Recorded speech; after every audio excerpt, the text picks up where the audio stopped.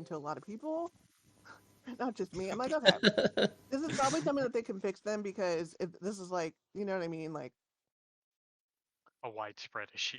yeah, if it was just me, I'd be like, oh my God, that's not good. Okay, let me add cat.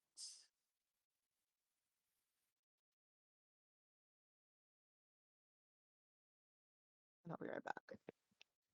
Mm-hmm.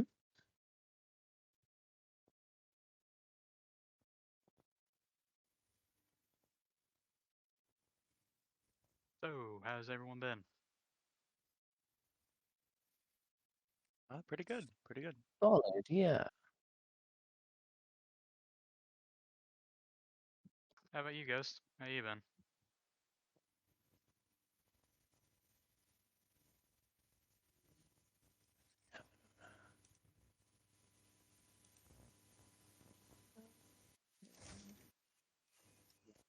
Good morning. And I found this website last night that had some very specific assets I've been looking for.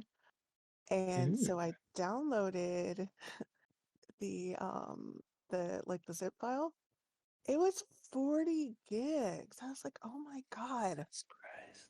Yeah, it was like I was like, okay, you know how you just like click download and then you start like doing other things?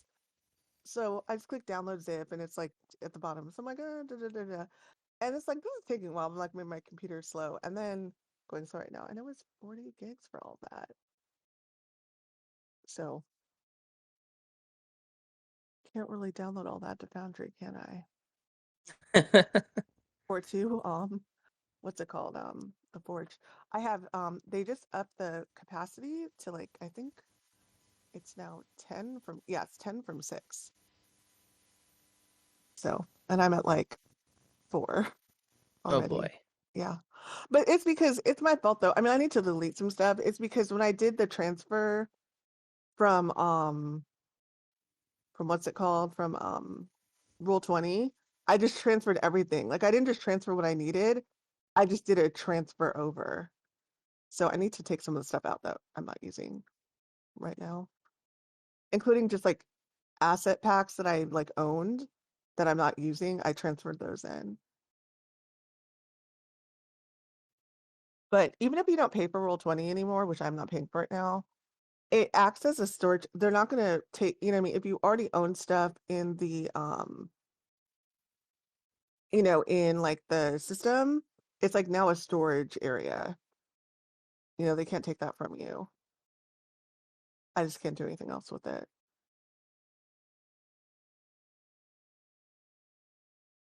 Oh, that's why you couldn't add your picture the other night.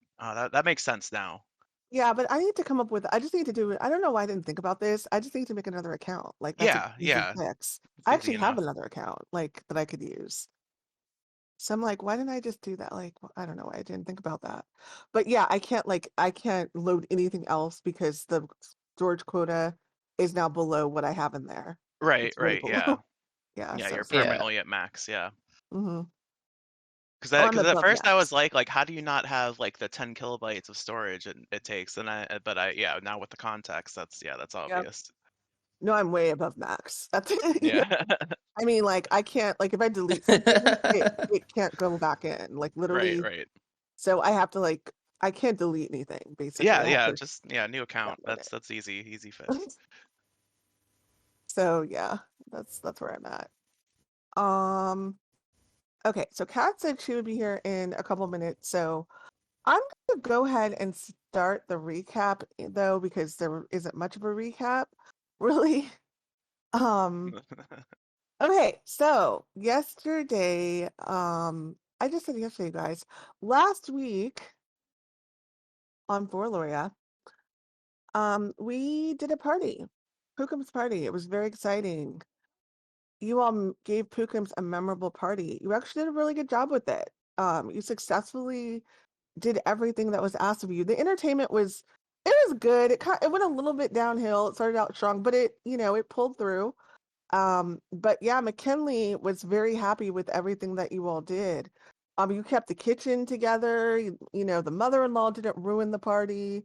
even though she tried. But yeah, everything went pretty well. And so, okay, so Kat is an unknown right now, so we will start without her. So let me see. No worries. Okay. Okay, so if we get to a point, Jono, you have access to Kat's character sheet in D&D Beyond, right? Yeah, yeah. Okay, because you guys are using the same account, right? So yeah, so if we Yeah, and need I can see for the campaign as well. okay, great. So if we get into any type of battle, I don't know if we will or not, but if we do, can you play Kat's character if she's not here? Yeah, no problem. Okay, thanks. Okay. So Pokemon had a really good birthday party. You all got a lot of money. I hope somebody kept track of that because I don't remember exactly how much I gave you. I could always watch the video later to confirm, but unless it's items, you guys, I'm gonna tell you right now, I'm not like keeping track of your gold. Really, sort of, but not really. I'll go back and look, but and so yeah, you all spent a lot of money on our friend Esta's account to buy yourself some nice outfits. But she gave it to you, so if you did, that's her fault, right? All right, so here we go. She didn't give you a limit. She didn't say this amount of money that you can spend.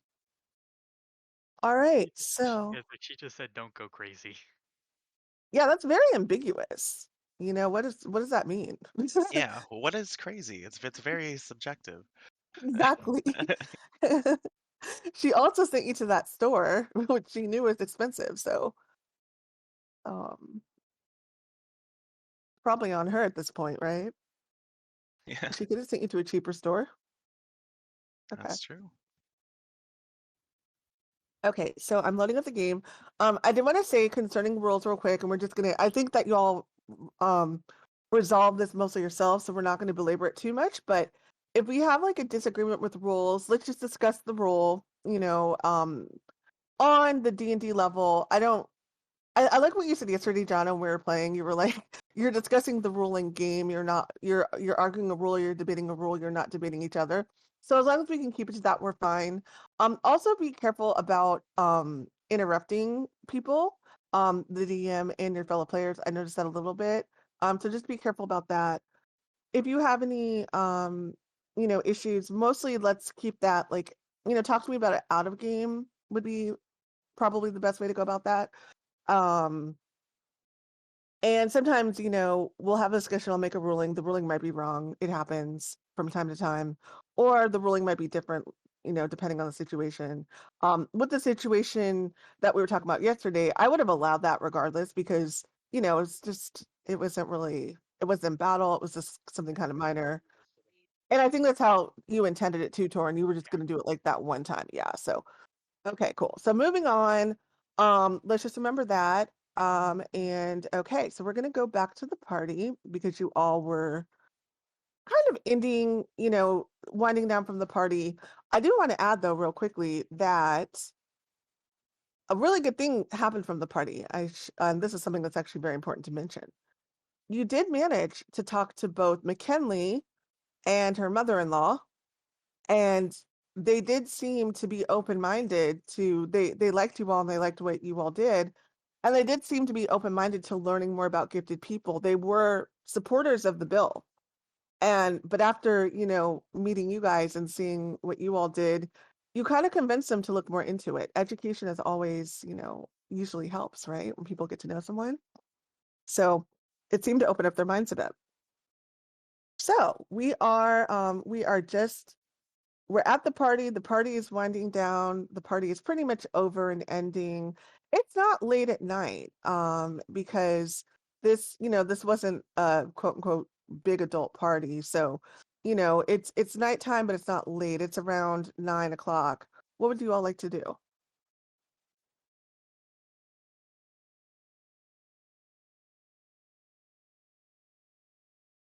I would like to go to a tavern. Tavern. Toren needs a drink. Okay.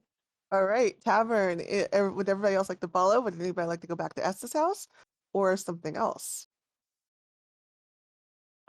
Probably. I mean, if it's 9, probably turning in for the night would be on Cypress's list. He's pretty old. Okay. Cypress is going to go back. I'd probably swing by the tavern, but I don't plan to stay long or like really drink. Okay, tavern. Okay. Turn in. Okay. Okay. And so we have Irene and Toren going to the tavern for a bit. Everybody else turning in. Okay. So what type of tavern are you looking for? What vibe Uh, are you looking for? Just I'm following your lead, Toren. just like a standard typical tavern, not like a dive bar or anything. Okay. So nothing. Okay. All right. Give me 1 second. Let me pull up my. There we go. Okay. So the group decides to part. Some of you are a little bit more tired than others, and just go back to Estes to turn in. Um, we'll do a quick scene with Esta before we go to the tavern. She is back at the house, but so some of you decide to go back to Esta's place. Some of you decide to go to this tavern. Okay, so you look around for a tavern, and what do you find? What about an ale house? How do you feel about that? Yeah, that'd be fine. Okay, so you, as you're walking away from the party, you kind of head away from the district that you're currently in, which has, some more expensive taverns, and you go kind of to the middle of the city, and this is where the group parts. A couple of you go back towards Estes, and you find a place called the Blue Chi. It's an ale house and a brewery, and serves mostly ales and beers, and nice place, clean. Um, couple of it seems to be a heavily dwarven clientele, interestingly enough. You also see a couple of half orcs, also interestingly enough, including a familiar face. Who could it be? Who is only half orc you've met in town? So that's probably who I'm talking about. But yeah, he's there. Um, so let's go back to, actually, you know what? We'll do Estes after because yeah, we'll do Estes after. Okay. So there's a couple of dwarves kind of, cleaning tables, manning the bar. There's clearly a guy who's a barkeep, looks a bit looks a bit rough and tumbled, and is wearing some gloves, which is interesting. Don't usually see bartenders wearing gloves, kind of some long gloves like halfway to his elbow, and he's serving patrons. And you see someone who looks like a half ogre, really unusual. Don't see those often. He is sitting in the corner with a couple of half orcs, and your friend Grush, who you met at the Harlequin Theater, is sitting there. Hasn't noticed you though. He's kind of involved in the conversation. Um, and a couple of dwarves at the bar. Where would you like to go? Hmm.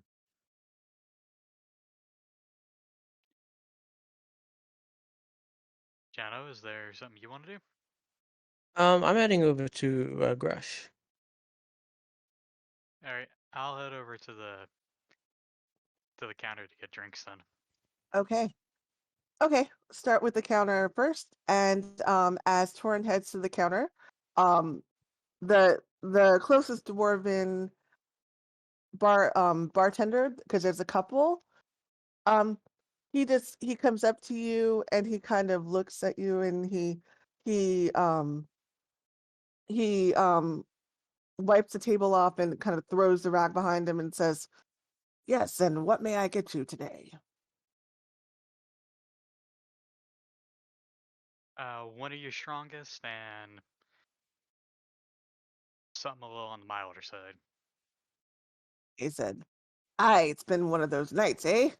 ha ha ha, kind of laughs. And he, in response to your saying you want one of the strongest, and he pours the drinks and he says, and he hands you the strongest without like directly without asking, like just assuming that that's yours, and gives you the other drink and says, I hope that the night gets better, or at least you can drink it off a bit. Yeah, trust me, it's been one of those it's been one of those days. He's like, I understand, lad. And then he kind of laughs and he says, well, the blue tea will make it all better. Thank you, and I take a swig out of my cup and start And walking over to Grush's table. it's very strong. It's quite strong. You just kind of like, even a little bit for you, but you can handle it. You're dwarf. Okay. So over to Gresh's table. Irene, you're there first, and you'll join in a quick second, Toren. But soon as you approach, what would you like to do? He's in a conversation with the ogre and with a couple of half orcs, and they are speaking in a language that you don't understand. It sounds like it might either be orcish or ogre. You don't know which one though, because you don't know those languages. But Oh, I'm interrupting a whole party. Oh my goodness. Okay, if he's in a whole party, then I'd probably get him a drink. I'd go with Toren, get him a drink, and bring it to Grush. okay, so we won't go ahead. We won't get too much into that. So you'll just join Toren instead. Get him a drink, or what type of drink specifically, or just a strong drink, or Yeah, I'm a medium strong side. I'm sure he's he's hearty, or if the bartender knows what he's been drinking. Okay. Yeah. So if you ask the bartender what he's been drinking, the bartender kind of laughs a bit and says, you ain't thinking of trying any of this yourself, eh, lass? Wouldn't dream of it. And he says, smart. And he pours the drink and he gives it to you. You can smell it. It's really strong. It's like rubbing alcohol. Yeah, probably. Paint thinner, it's paint thinner, that's what it is. Oh my god. All right. So he gives you the drink and y'all are gonna head over to the table. Okay. All right. Do you just introduce yourselves or what would you like to do? Or say hello, or what do you want to do? I'll just be like, oh, I don't mean to, evening all. I don't mean to interrupt. Just bringing a refill for my good friend here, Grush. And I give him a pat on the shoulder. they look at you. They all three stop talking. They look at you, and Gresh is like, "Oh," and he's like, "Friends," and he says, "Friends," and he shakes his head, and he says, "Friends," and he kind of says it as a question. Um, go ahead and roll. Actually, let me bring us back to the Harkenstone map. I meant to do that. We're not at the party anymore. There we go. Okay. Go ahead and roll perception, Irene, real quick.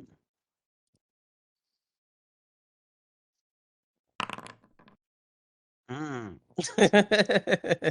Okay. You're not sure what he You means know by he's an that. half-orc. You're not sure what he means by that. Why don't you try it too, Toren? Okay. Okay. You kind of look at him and you see him like look and kind of like a space, like look beyond you guys. And what you think he means is that you were the other people in your group. So he's calling you friends and he's like, friends? Like, where are they? Maybe specifically Ramune, because Ramune was the one who spoke with him in his own language. Now, fortunately, he does know common, but so he seems to be asking that question in the way that he can. Oh, Ramune's not here right now. He was very tired, so he went to go to sleep. And he says, oh, says sleep. And he kind of just repeats that. And then he points at his friends and he points at the ogre and he says, Nash. And then he points at the other orcs and there's two other orcs there. And he says, Jolgoth. And he says, Azuk. And then he looks at you guys expectantly. It's nice to meet you, Nash Jogath Azuk. This is Toren. I'm Irene. And he says, yes. And he says, theater is closed. And he kind of hangs his head. And he says, Juno doesn't like Grush.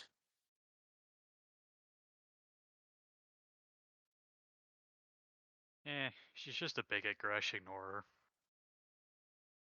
And he says, Juno won't let plays happen. And he hangs his head.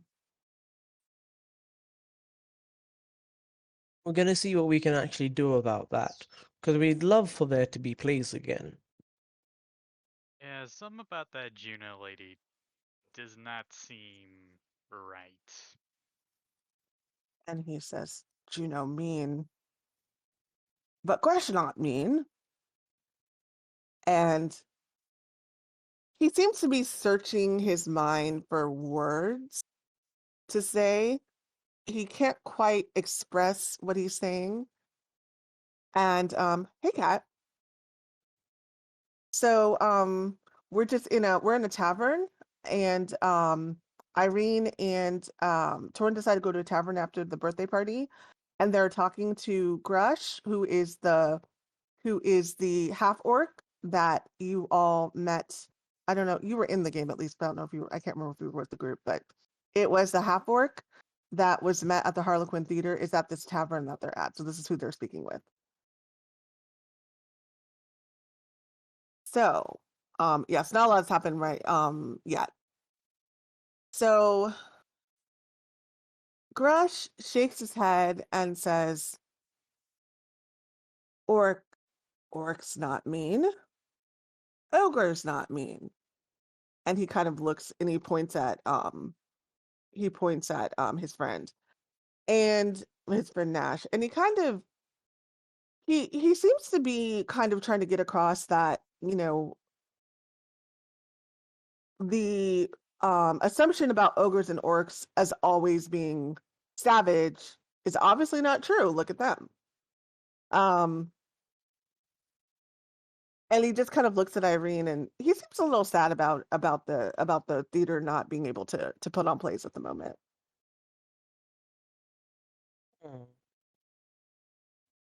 You're right, Grush. Orcs, ogres, not mean. We can be nice and good and friends. He says, yes, some human mean. And he shakes his head and he says, but not you. Oh. And he goes to hand you he takes a huge swig out of his drink and then he hands you and says, try. Oh, this went well the last time. I'll give it a try. Before she Alright. does, A sip. Okay, go ahead before she does. Oh no, I was gonna say is Irene, you might want to sit down before you do that though. That stuff will Yeah, knock you flat on your ass. I'm gonna scooch up next to Grush and well, not scooch up, but yeah, take a seat and take a sip. All right, go ahead and roll Constitution.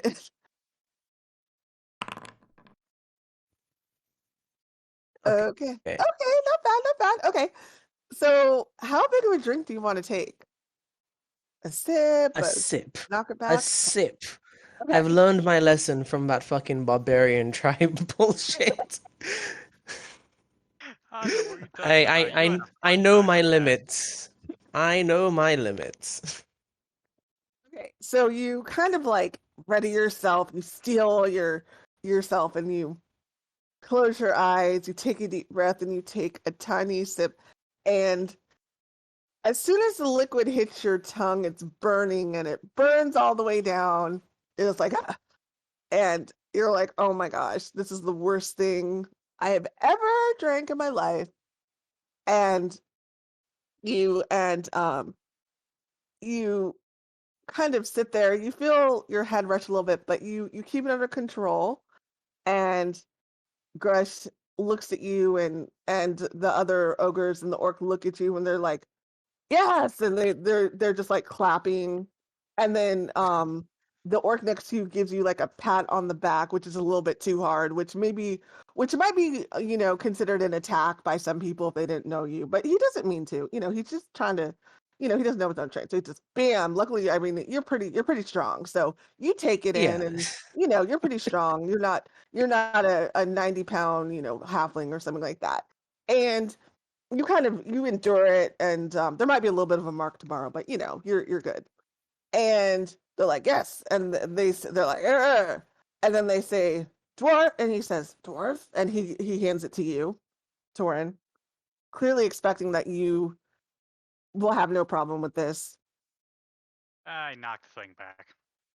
Oh no. Okay, go ahead and roll Constitution with disadvantage. Oh, this is great. I have proficiency in con though. Okay, If this it's is a does it count as a poison?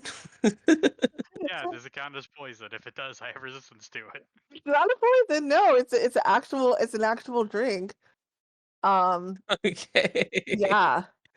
So, okay, so Torin, and this is only because you knocked the whole thing back. If you would have done a normal drink, it would have been it would have been regular con. Okay. So you take it and you knock the thing back, and they're all like, oh, and they're kind of looking at you like, and Gresh looks slightly concerned. A look of concern comes on his face. He's like, oh. And as you drink it, you feel the liquid just burning down your throat. And you're just like, and you're sitting on the bench, but you just fall flat on the stone. And they're like, oh, and they kind of shrug.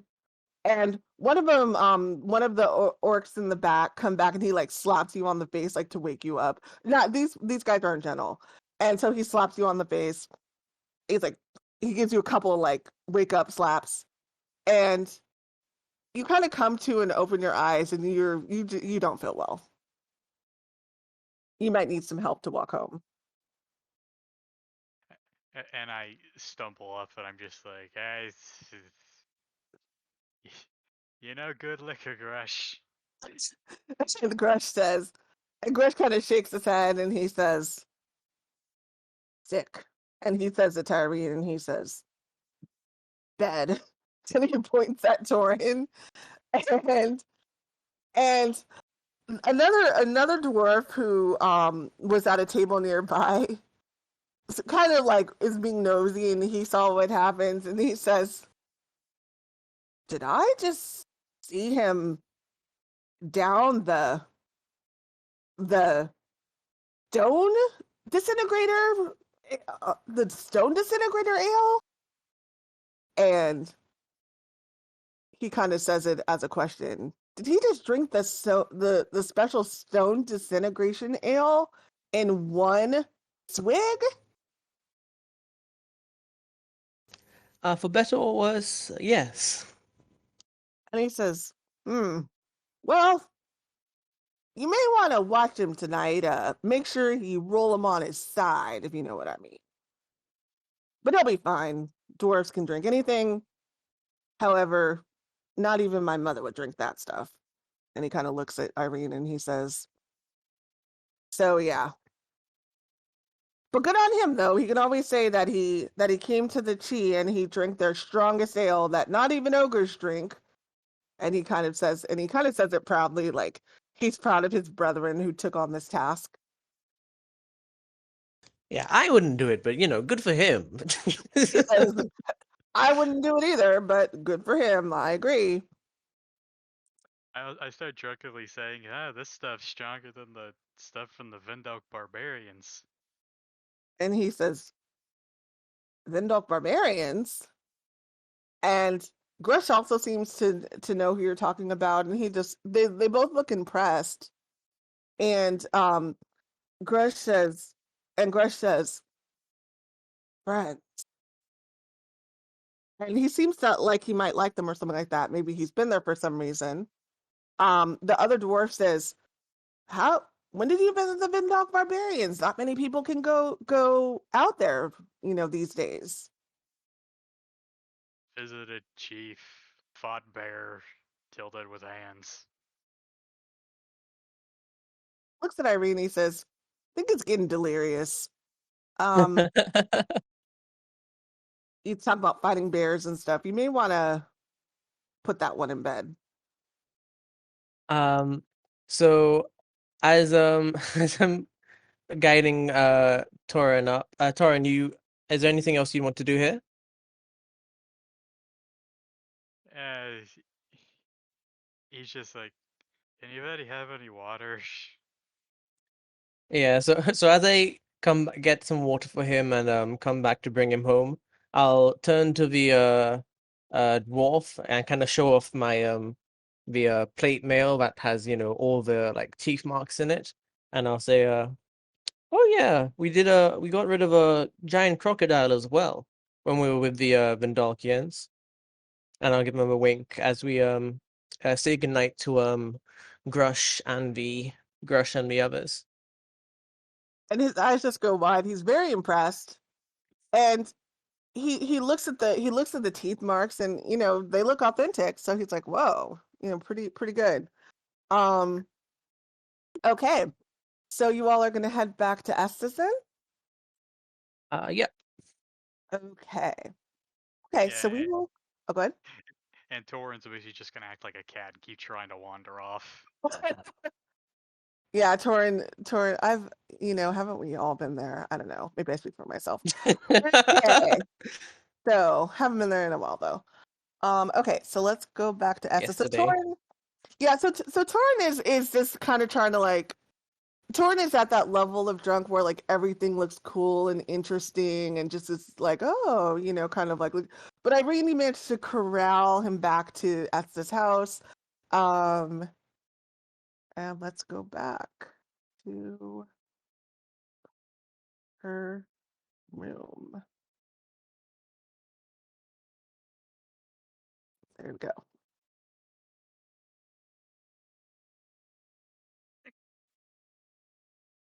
So this is taking time to load and it's making me nervous because of what happened earlier. Has it? It loaded up quick for me. Okay, good. So it's just me. Okay, cool. Okay. So it's still loading for me. Let me unpause the game. Now that we're in. There we go. Okay, cool. Okay. So, by the time you get back, probably everybody is asleep. The others that came back, I'm just gonna say are already asleep. So unless you're up doing something, so Andil, Ramune, and Cypress, would you have gone straight to bed or would you be up still, you think? Maybe reading, talking, anything else, eating? Maybe like doing some light reading. Probably at least until they got back. Okay. And what about you, Ramune? Okay, so you're asleep. And okay, so Cat would be asleep. Okay. Okay, cool. Okay. So all right, so everybody then will turn in since not everybody's up, turn in for the night. Um and unless you want to be doing something else. Um any conversation you want to have with Cypress since he's the one up, or did you just want to go to bed?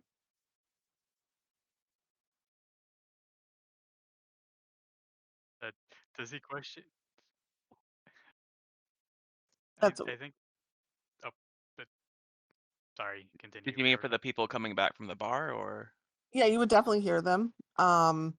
Yeah, for either, I mean, I think Toren, you're not in the position to be too, you're not 100% there, but was there anything, did you want to talk or anything like that, or did you just want to go to bed or put Toren to bed, I should say? Yeah, if we pass Cypress on the way, I'll just look at him and just shake my head and well, yeah, shake. When I say shake, I mean yeah, horizontal. Just be like, just yeah, no, there's nothing worth knowing about the situation. I'll nod And back at him and just understand. I I haven't yeah, seen Torin get like flat out drunk yet, I don't think, but I know that he likes taverns, so the inevitable must have occurred. Right. Okay. Yeah, you knew it would happen eventually, right? Okay. Okay. So everybody then have a short conversation. Everybody turns in. Um, Torin, you are the morning comes, you are understandably hungover. You have a headache. But other than that, you're fine. I mean, you've had a few hangovers in your day, so you're okay. Um, and everybody else kind of gets up, bright-eyed and bushy-tailed, more than likely. And you all didn't drink. You all went to bed sort of early. Um, Esta, Esta comes into your rooms and she asks to speak to you. And so she asks if everybody would come into her room. She has a serious look on her face, and she goes and closes the door. It looks so funny with the head like walking around. It really does. Like I'm looking at it now, I'm like, this is like a huge head that I put in this token. That's floating. I don't know, maybe I'll do top-down tokens. Maybe I'll switch to that. Apparently Torin is dead because he has the I it's tragic, really. don't know why. I don't know why that started. Hold on a minute. I can't remove the skull. so if you We'll miss go you dearly. so right click on your token and go to let's see, which one is it? The one Yeah, with the oh, you see it? yeah. I am clicking it. It won't go away. Oh, wait, there we go. I had to right click on it. Yep, right click. There we go. Okay. So Asta just sits on the end of her bed and if I don't mean to move you, Irene, back. And she looks at you seriously and she says, okay, so I have some news concerning the intel that we have about the possible attack from the magic users. Um, Oh, and she says, yes, unfortunately, it's not very clear, but I do have word that one of their representatives are going to be coming into the city tonight. The problem is we don't know who, and we don't know exactly for what purpose, but we do know it's for business to do with this attack. The other problem is that we don't know where he may be going. But the good news, if you can call it good news or the best news that I have, is that whenever he comes, he does either like to frequent the Topaz Lounge, so he will likely be there tonight, or even if he's not there, someone who knows him might be there. We have reason to believe that he talks when he gets drunk and he may have possibly confided in someone, even if he's not there. He talks a little bit, not too much, but he says just enough. One of our spies,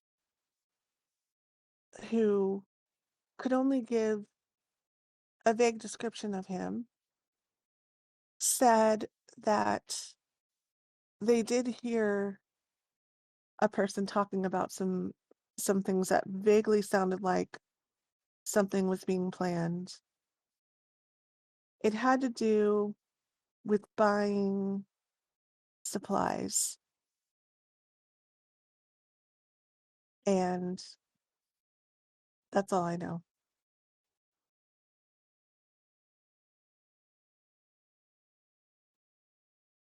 So if you can go tonight, that would be probably advisable. Otherwise, if you can't go tonight, we would have to wait until the next time he comes back.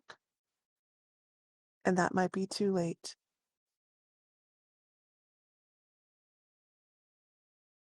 Well,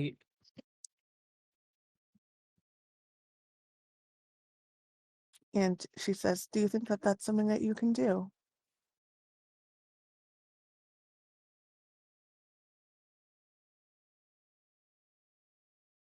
Jen, are you talking? Because I see your thing turned green, but I don't hear anything. oh no, it just does that sometimes. I don't know why. Okay. So she asked the question to the group, do you think that that's something that you could do?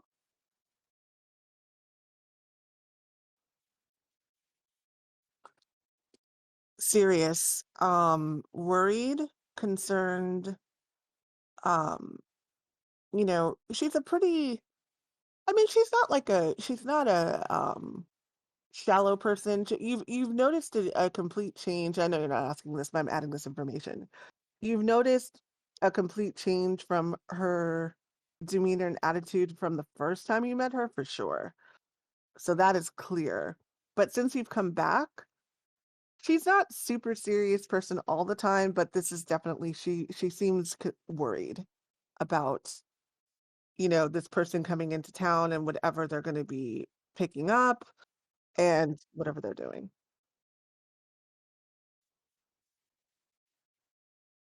Out of character in the context of more concerned with the usual, and she's not usually this nervous. So,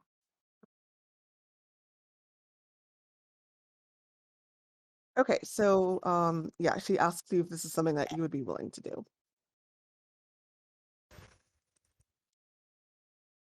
Yes, I think we had discussed going tonight, but this is all the more reason. And she says, yes. And one moment, she walks over to her desk and she pulls out a notebook and she flips to the pages and she says, yes, picking up supplies, store unknown. And she says, oh, I forgot, possible herbalist or weapon shop. Don't know which one though. And she kind of looks up and says, and puts the book back and says, that's all the information I have.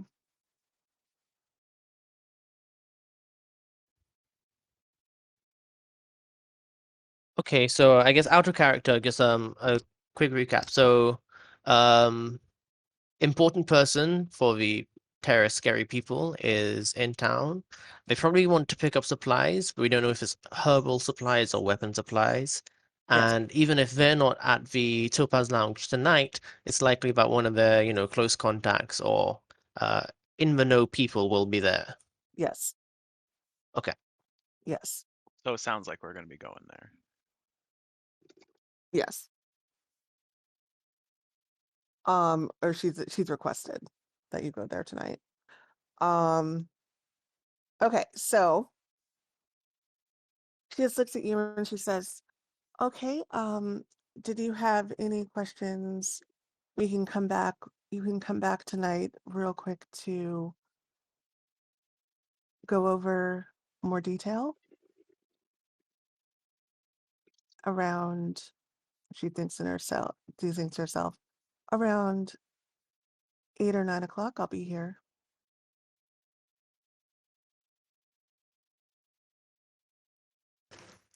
That sounds good. And I suppose we could go to some of the or we can split up and look at those shops that were mentioned, and not necessarily to be asking too many questions around, but perhaps just keep an eye out. And she says, yes. However, there are quite a few of those shops in town.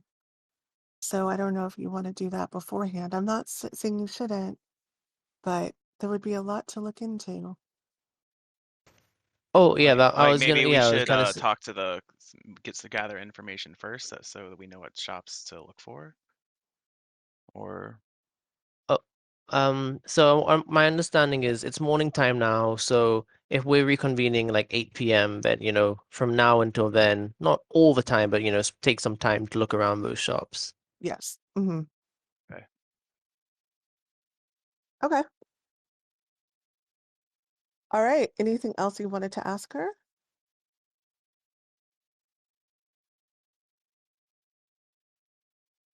Okay. Okay. So there are, if you want to go to the shops, there are, let's see, what did I put here? There are two, alchemy slash, um, alchemist slash, I guess you could say, potion shops, and there are 4 weapon shops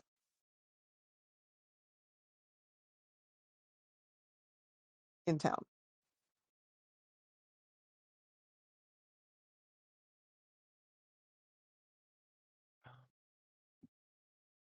Do you want to split up and go, or did you just want to everybody go, or how did you want to do? How do you want to do that? I'm open to suggestions. Why don't we split up? So Yeah, check yeah, the weapon having shop, having or check the alchemist. yeah, having all 5 people in the same shop might be a little conspicuous. Right. Okay. Okay, cool. All right. So, I think that you all had gone to a weapon shop. I believe it was, or no, that was an armor shop. I think that you all went to before, right? Yeah, it was a Wasn't, armory. yeah, it was an army. Okay, so you haven't been to any of the weapon shops that I've created yet. Okay, cool. Okay. All right. So, tell me once again because I didn't quite hear it. So, who's going to weapons and who's going to alchemy? I'll go to the alchemy shops. Okay. I'll take weapons, I guess. Okay. I'll do weapons as well. I have some stuff. Okay. So I said 4 weapons and 2 alchemy. So let me pull my info up. Okay. So we'll do the first weapon shop first. So all right. So let's do weapons first. Oh, And hey, Ramune, where are you gonna go? Weapons or alchemy?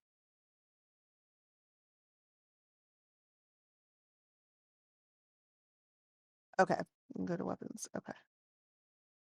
Okay. And Kat is going to an alchemy shop Okay. Cool. as well. Okay. All right. So sorry, I did not write this down. Let me get my notes out. So Ramune. So Toren, Andil, it's alchemy. Who else is alchemy? Just me and Kat. Okay, the other 3 are weapons. Okay, cool.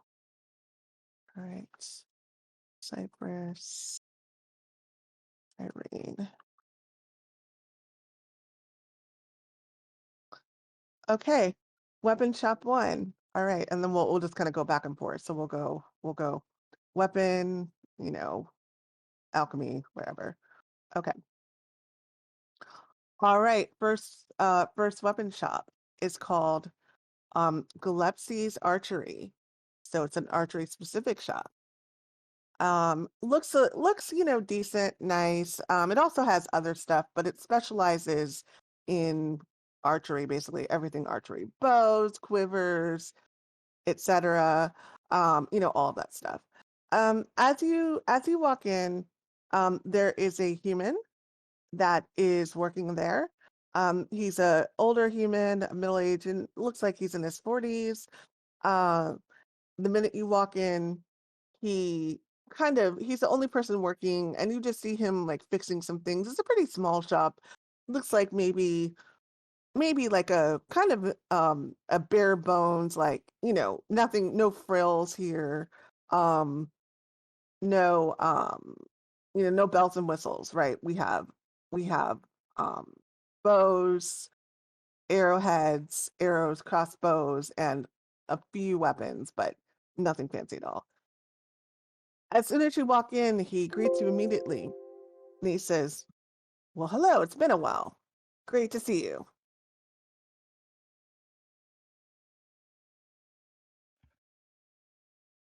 Hi. We're we're just here to look around. How's your day going? He says, "Well, quite well. Quite well, young." And he says, and he looks at your height, and he says, "Quite well, sir." Um, and he says, and he greets Irene and Ramune with a nod as well. And he says, "Is there anything I can get you? Fit you for a bowstring?"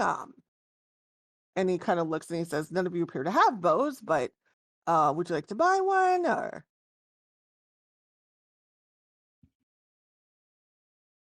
Uh, I was actually looking for some darts if you have some. he says, "Yes, we have darts." And he walks over to like, and you actually can kind of see them, like a few of different sizes, kind of hanging up on the wall like a display type of thing. And he directs you over. He starts quickly describing the different types of darts, what they're used for, getting into some descriptions, and takes about a minute or so, and says, and describes, and the descriptions he's giving you, there's a type of dart that is for hunting game. There's a type of dart that's more for display, and the type for hunting game is a more heavy duty dart. Um, and he mentions that there's one that and a couple of smaller ones for smaller game. And there's even like a certain type of dart that's not even meant to like you know, hurt people. He said he describes it's used at festivals. So basically, and he glosses over this pretty quickly because he doesn't think that this is what you're looking for. But he explains that at festivals, what happens, and at party, this is a tradition in the cities, is that balloons are released, and then they're popped, and streamers and glitter and all stuff comes out of the balloon. And so he was saying that like these darts are used for that because they wouldn't hurt anybody. So he tells you all the type of darts that he has, and he kind of looks at you a little, expectantly, Oh, okay. expecting you to say what he All right. wants. I'll say I'll take 10 of your small game darts. And Okay. also, have you had any new business come in recently? And he says, unfortunately not really. He says, I mostly get business from hunters, and but unfortunately, since there have been some, I guess you could say, problems. And he kind of laughs because he's understating it out there. A lot of people aren't hunting, I guess, these days. They are allowing the professionals to do it. It's a little dangerous. Dangerous how? I mean, is that how is that a problem for you? I mean, And he says, "Well, we used to have a lot of people that would go out and that would, hunt in hunting clubs and hunt as part of the Hunters Guild, and people would be taking their kids out to hunt. And now that the animals have gotten more ferocious, that is less likely, and therefore business unfortunately has gone down. But I will, especially for small shops like mine, which is a little sad, but we're pulling through." can I insight the part where he said he hasn't had any new business lately? Yep. Hmm. All right.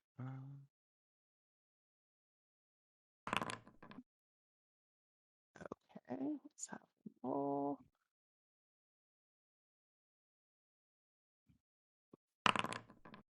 Okay. You you study his eyes, you study his body language kind of closely. You can't tell. It is a small shop, so logic would tell you that this small of a shop wouldn't get a ton of business. Necessarily, people who would come here would probably be people who were more specialized and serious because this guy knows a lot. This is like your local store where the person actually knows a lot about what they're selling. Okay. But yeah, I'll pay for the 10 darts, however much it is. Okay, so 10 darts are going to be not very much, but let me get that price out.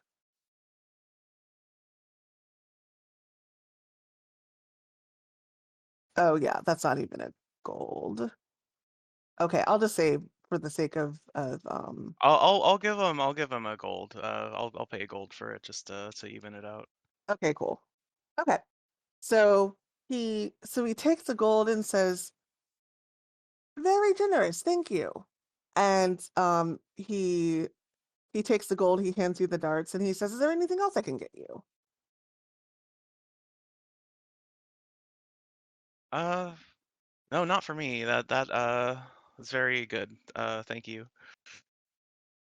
And he says, "You're welcome." And he looks at both Irene and Ramune and asks if there's anything else if there's anything he can get you as well.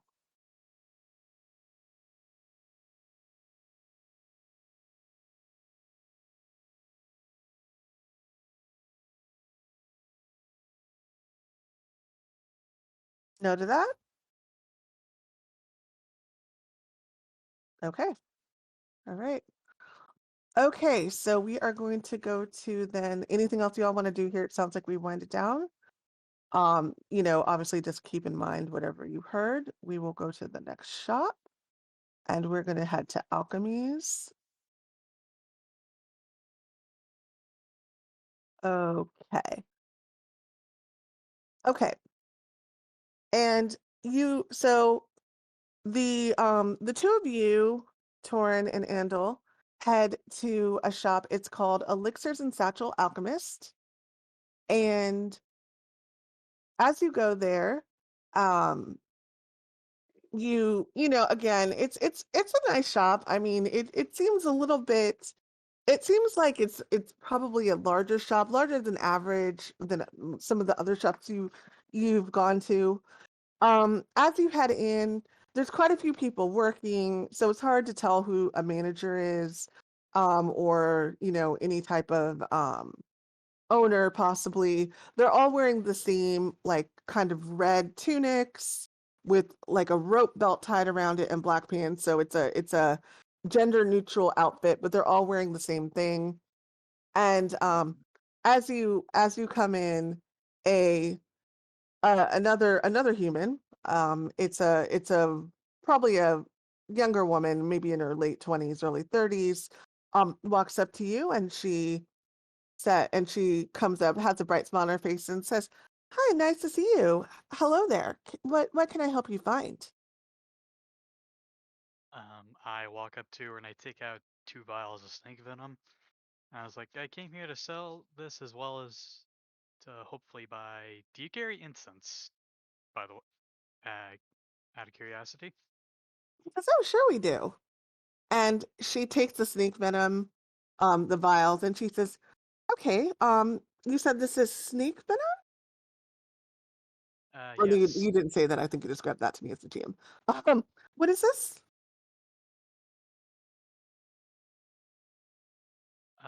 It's venom from 2 very large snakes. She says, I "Oh," and didn't get a species identifier. she says, "I see. And can I ask where you got this?" Uh, Near the Vindalk Barbarian encampment. And she says, "Oh, that's interesting. So you must have had it for a while then." Not too long. She just looks at you and says, "Not too long? You mean you went to the Bendalk barbarian encampment recently?" Yes. No longer than a week, really. She says, "Oh, okay." You're getting quite a theme here. Whenever you all bring up, and this is something that everybody should have noticed by now, I'm sure, people seem a little bit surprised when you talk about going out and in the woods and the wilderness these days. It doesn't seem to be very common for normal people for obvious reasons. She looks at the vials and she says, "Okay, well, you do know that we have to test the potency, and but sure, I'll get that for you in a second to give you a price." And she calls over a person who she hands it to, and they take the vials back. She ushers you over to the incense and she shows you some things and she says, "So what type of incense are you looking for?" And she repeats like a bunch of different um scents. And also some that are like calming. She says this is a calming incense. Like you don't know how true that is, but this one helps you sleep, etc. Oh, I don't need anything special. I just need some regular incense. And as like, and I'll start listing out some herbs as well. I was like, I'm trying to make some pulp. This is while I'm out hunting. Well, I'm pretty careful. Snakes do get you every now and then. Mhm. Okay. So she says, "Okay, good choices, good choices." And she puts the incense, bags up the incense or pulls it together like, with a rope, ties it all together. You know how you have the sticks and stuff. She bundles it I'll together. be back. Sorry. Okay, no problem. She bundles up all of the things that you've asked for in little bags. She hands it to you. Right at that moment, the person with the snake venom comes back and they tell you that they can pay 200 gold for that. Again, seem really impressed by the fact that you even have this. And yeah, they give it all to you. And she said, and the total, actually the total for all these different like things that you've bought is 2 gold. And so they can just give you 198 gold if you want. I will take that. Okay. She looks at you and says, "Anything else?" Uh, no, I think that will be it. Thank you. Oh, uh, while I'm here, has there anyone, has there been anyone new in town recently that's come through here? And she says, Any "Well," other travelers? and she thinks about it and she says, "Well, I mean, we do get quite a lot of business coming through. Um, I wouldn't say that anybody that I recognized, but I've been off all week, so this is my second day back after a vacation." And she kind of thinks about it and she says, "Nothing that I know of." Hmm. Can I see how truthful she is about that? Yep, go ahead and insight. Okay. She will roll as well.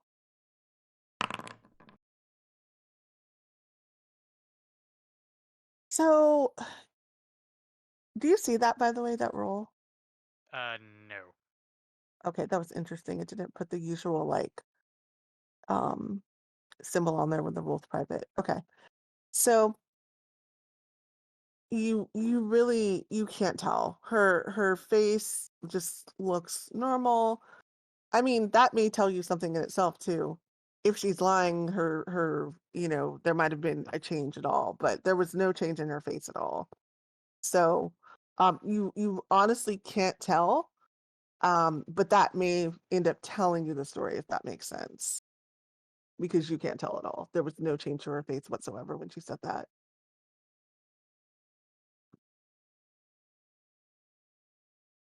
All right. Well,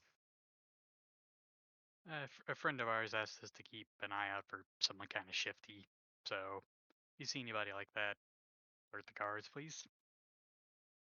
And she said, huh. Okay, well, I hope that doesn't happen. She kind of laughs and she says, but okay. She seems like she's a little bit confused by you saying that, but she just kind of shrugs and doesn't really respond further than that. Anything else? No, thank you for all your help. Good to get that snake venom off my hands. And she says, thank you. Okay, we are going to weapon shop number 2. And let's see. All right, so as you all head to the second weapon shop, you kind of go through, quite a few, um, what's what I want to say, a few housing areas, and then you head to what appears to be a large, like, it's a blacksmith, but it's also a weapon shop. So it's kind of a combined thing. It has a forge, and you can see the forge in back, and they appear to be like the workers on the forge appear to, you know, be back there for display because you see a lot of people watching them work on the forge. And so it kind of appears to be a display, it kind of appears to be there so that people can watch and people will go in their shop. It's called the Metal and Ward Ironsmith. And as you go in, this is a much bigger shop. It has, very, very high quality steel weapons that are sold everywhere. It has some archery, or some bows and archery supplies, but not as many as, even though it's a larger place, not as many as Gillespie's. And so as you go in, there are so many people working, and this is a large, large shop that nobody even comes up to you right away. They're just all busy. They're either helping other customers or they are busy doing stuff. What would you like to do?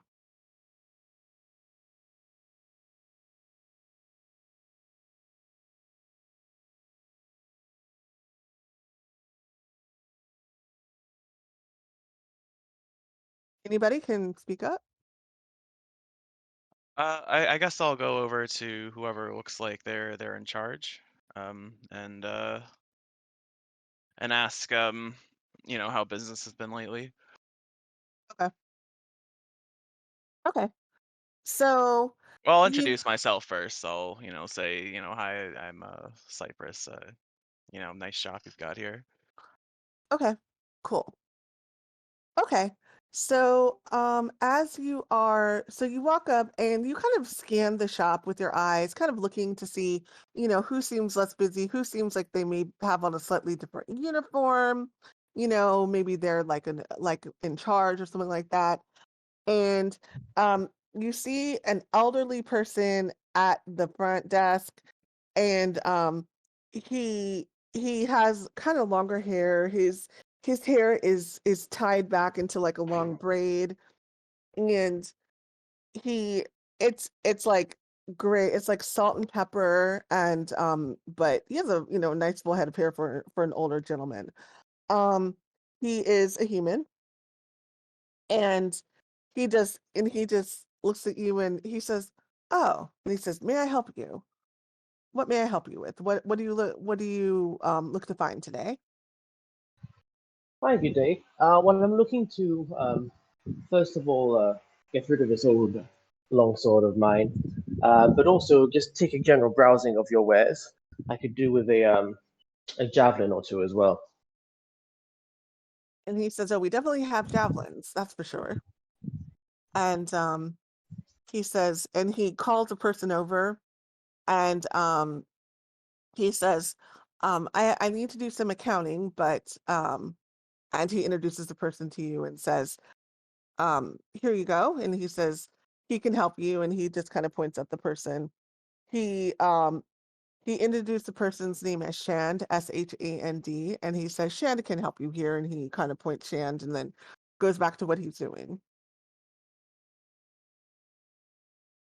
understand it looks like appears to be one of the normal workers. He takes you over to like, and after he explains to him briefly and goes back, I guess, to do his whatever accounting he has to do. He goes back, he shows you a wall of javelins, and doesn't seem to really know much about the javelins. This is definitely a larger store where, they just kind of have people who are working there. But he explains them to you. He gives you some, general basic sentence or two about each javelin, but stuff that you already know for the most part. And he asks you if you'd like him to take one down so that you can take a look at it. Does he have any I guess similar to like the darts from the last store, any that have like blunter heads to be able to like non-lethally give things a smack? They do have those types of darts. If you want to ask him that, he explains that those types of darts are pretty common. And so a big store like this would definitely have them. And he points you out to the darts and he shows them to you. And they're just like blunt-headed darts. I meant the javelin equivalent. Sorry. I'm sorry if I misunderstood that. Like So the sorry javelin about that. equivalent of the Yeah, past. Yeah. No no. worries. Yeah, no. He doesn't. They do not have that. They do not have that. Okay. Well, I'll buy 2 regular javelins and ask if they take if they buy old or used merchandise. And he says, yes, we absolutely do. We take used merchandise and we fix it up and sell it used. And the only store in town that does it. Oh, great. I have a long sword and 2 short swords that I no longer have the need for. I'm sure they'd be in a good hands here. Okay. So he looks at the long sword and the short swords and he says, "Oh, well, I have to take these to my boss. I hope you don't mind." Quite understandable. So he takes the long swords and the short swords back to the first guy who you were working with. He has to go get him from the back. And he kind of looks at all the items, and he calls another person over to consult with. They have about a 5-minute conversation, and it looks like that they're able to offer you about half for each of the items. So that's 8 for the long sword, and for the short swords, they're able to offer 8 gold, that is. And for the short swords, they're able to offer you about 5 golds each. So a total of 18 gold for all 3. Yeah, Yes, no, that'll be okay. yeah, that sounds reasonable. I quite understand they've seen better days, so to speak. And he seems pretty pleased that you have these items, and he kind of cleans them off and he hands them to the guy, and he says, and he asks you if there's anything else that you would like help with. And we're still talking about the person who appears to be the manager. I'll say, wait, is it only weapons or do we have any armor here? Weapons. Okay. I will say, no, you've been a big help in terms of this, and I'm sure these javelins will come in handy. I have a friend who's supposed to be arriving in town. I don't know if he's arrived already. I wanted to surprise him. Have you seen any unfamiliar faces aside from your regular clientele? I don't know if he's been to this specific shop. And he says, well, I mean, I wouldn't really know. We have so many people that come in and out. And this is a very large store, so you can probably deduce that it would be hard for him to, know if there were new people. And he says, is there anybody in particular that you're looking for? Oh, he's a big spender, so if he came here, he would have ordered in bulk, I suspect. And he thinks about it and he says, you know, we did have a bulk order some time back. It was about a week ago. Um, and he's searching his brain and he says, "Is it someone you know?"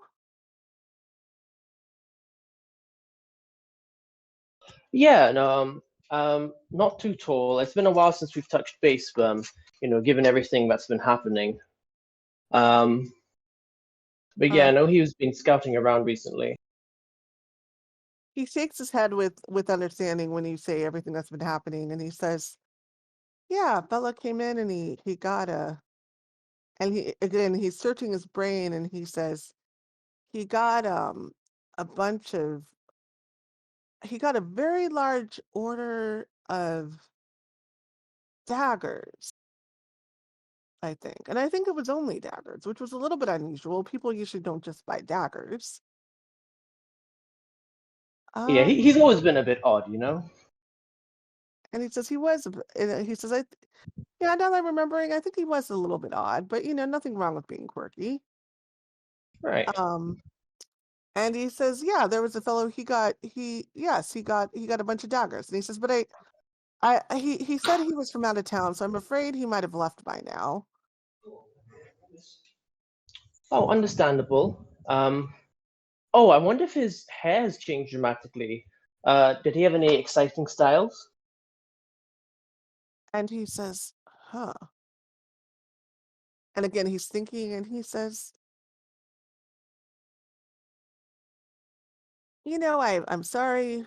I'm sorry, but young lady, and this guy's in his 70s. So, you know, he would call almost anyone young lady. So it's not an insult or condescending or anything. And he says, sorry, young lady, but I don't remember. I don't think he had on anything particularly when he came in and picked up the daggers and he came by himself, which also stood out. He seems to be remembering more and more, like as he thinks about it. And he says, we asked him if he wanted help carrying them out, and he said no. He insisted on doing them all himself. He brought them all out to his cart himself. And but other than that, no, he didn't appear to have anything particularly stand out about his hair or his dress or anything like that. He must have run out of hair dye. But thank you for your time. I understand how busy you are. And he shakes his head and he says, yes, and thank you very much. And I hope to see you again. If you have any more, weapons that you will that you don't use anymore, we'll be glad to take them off your hands. It saves us a lot of time to be able to dress up nice old weapons like these.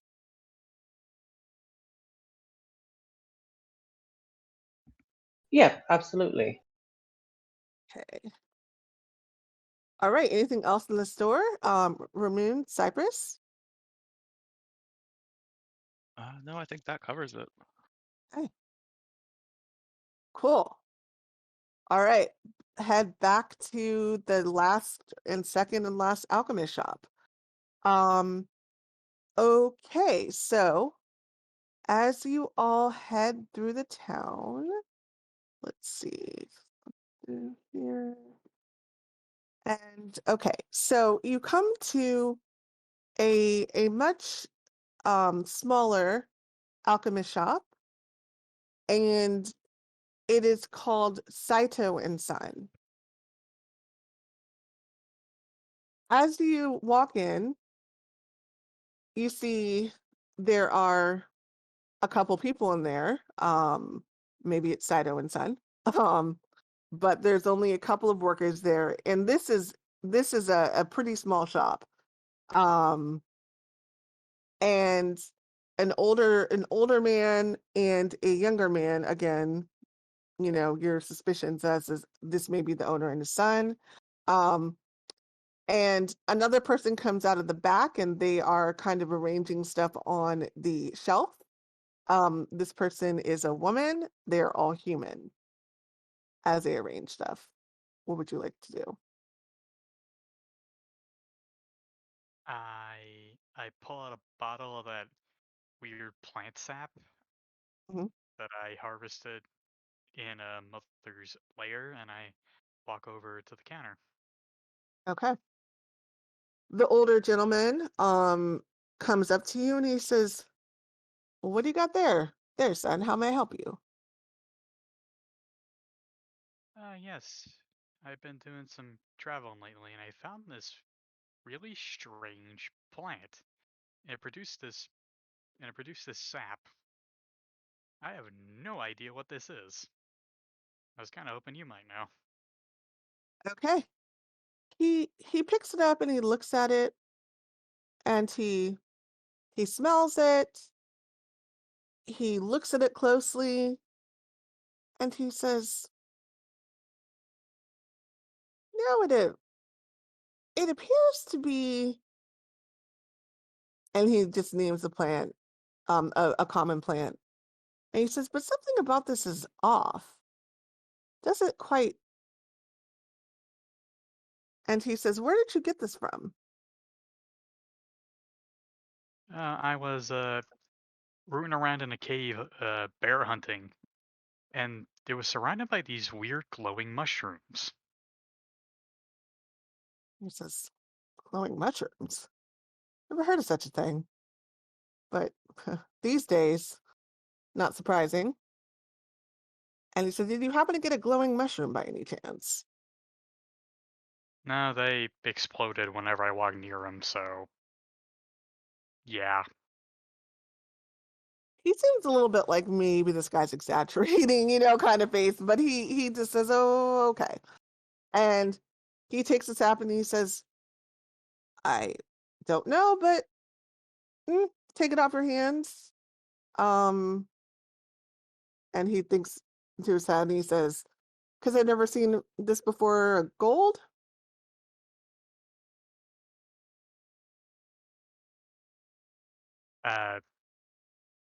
Like, is he asking about a price or? Yeah, he wants to buy it for me because he wants to, kind of study it basically to find out what it is because he has no idea. 10 gold? And he gives it back to you and says, oh man, sorry. That would be my whole month's profits. I put it back and said, okay, how about one? And you tell me whatever this does. And he kind of laughs and he says, okay. And he hands you the gold and takes it and he says, it'll take us a few days to look into it, but come back in a few days and we can tell you.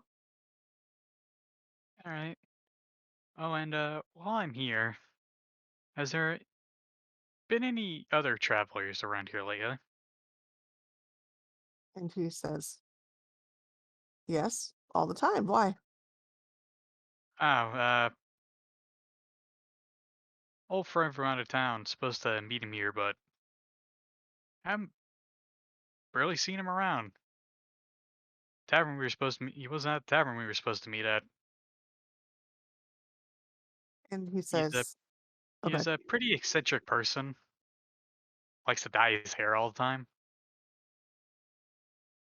And he says, I get a lot of eccentric customers here, people who believe in herbal remedies and all types of things that may or may not be true.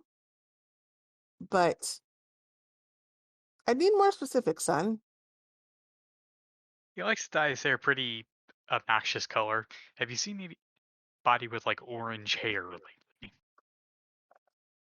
And he shouts at his at the younger man over there and the guy and asks him and the guy's like, no. And he comes back and he says, no. And he says, what exactly though are you looking for?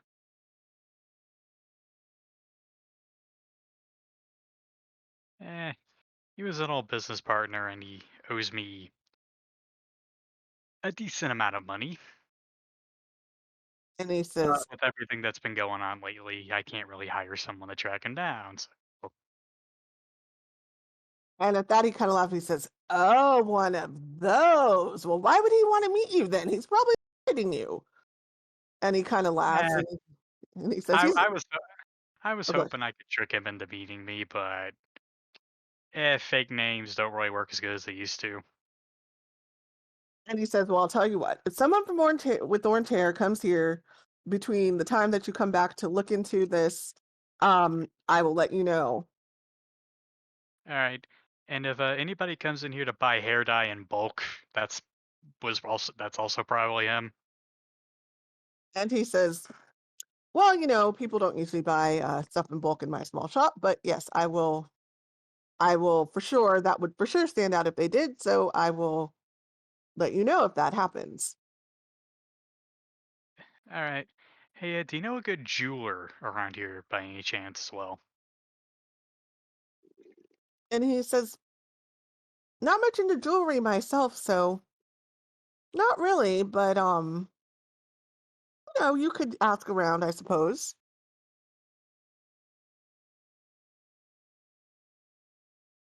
All right. It's like, well, good meeting you, sir. And he just takes 10 and says, nice to meet you too. And okay, anything else in here? Probably. Ding. Okay, so we have taken my notes here. I got the charcoal, got the incense and herbs. Let me Okay, get into the diamond. all I need is a.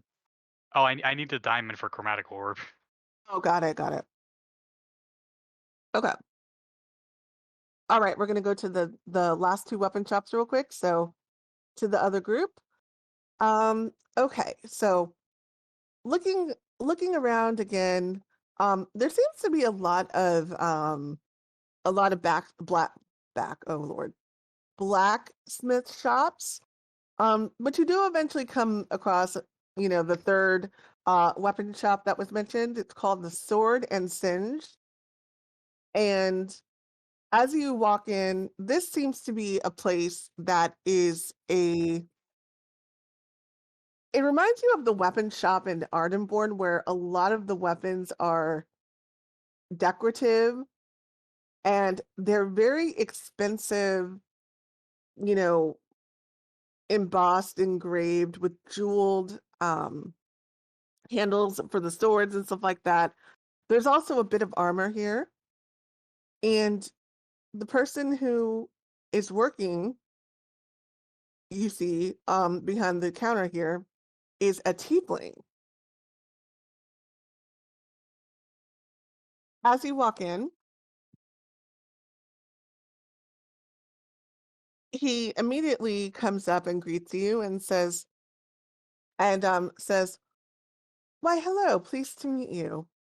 How have you been?"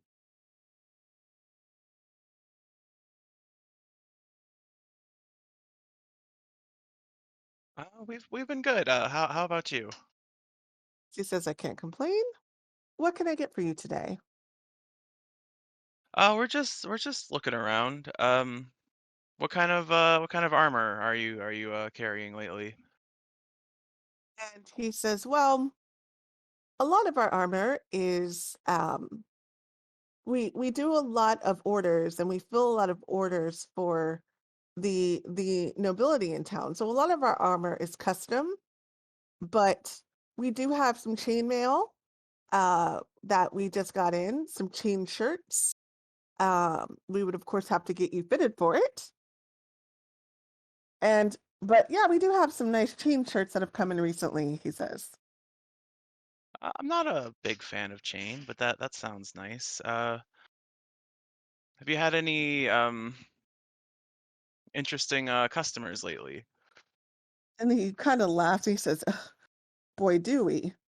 The shop is," and he kind of says this in a more quiet voice, and he says, I would never badmouth my customers, but I was a little bit surprised to see normal folk come in, and no offense, but we're talking ridiculously ostentatious nobles often frequent this shop. And so if you're going to ask me if I've had any interesting customers, I would say yes, every day.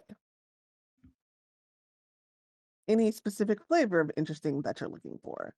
Are you looking for the dad buy me my first set of armor, or are you looking for the Mom, you promised me I'd have this last week, or are you looking for I have to have this perfectly fit armor in 6 hours for the jousting competition that I could have told you about a month ago. Maybe just, like odd quantities or exotic weapons, that kind of thing. And he says, well, odd quantities, we don't really fill large orders. Most Okay. people who fill larger orders go to one of the larger shops. We're more specialized content and custom items. So not really exotic weapons. And he thinks back and he says, I mean, everybody wants themselves an exotic weapon, but usually it's a custom made exotic weapon. Um, and he kind of shrugs and he says, is that what you're asking me? Yeah, I'm just making small talk. I love talking to people. It's my thing. Um, And he says, uh, I do as well. do you have any armor that's not made out of metal?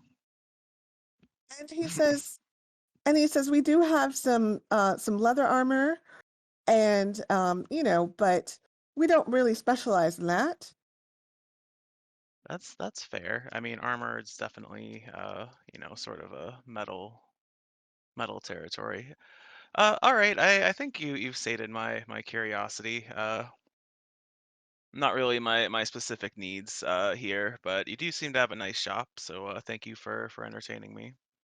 And he says thank you, and I hope to see you one day again. Thanks. And as we leave, I'll ask Ramune and Irene what they thought once we get outside. Yeah, I think they seemed a bit too highbrow for, I suppose, the perp we're trying to track down. So, Yeah, and the shop yeah, owner not very high seemed expectations. yeah, and the shop owner seemed very forthcoming, so not didn't seem like there was much to hide there. I think there was one more place we needed to go. Yep, one more shop, and give me 1 second. I'm going to send a message. Yeah, sure. Uh-huh. Hmm.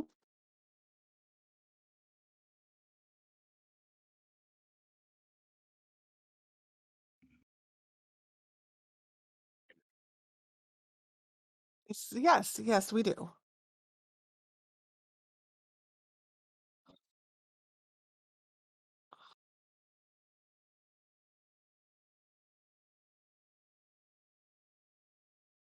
And he says all the time,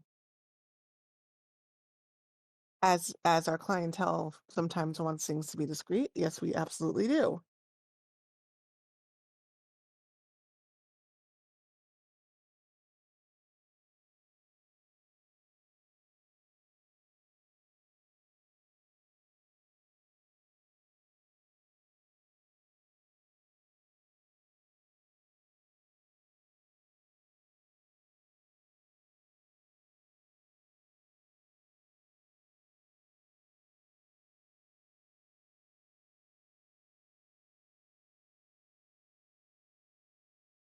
Oh, Niala.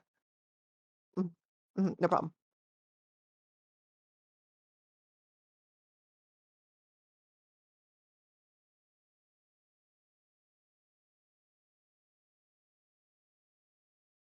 And he kind of looks at you and he says,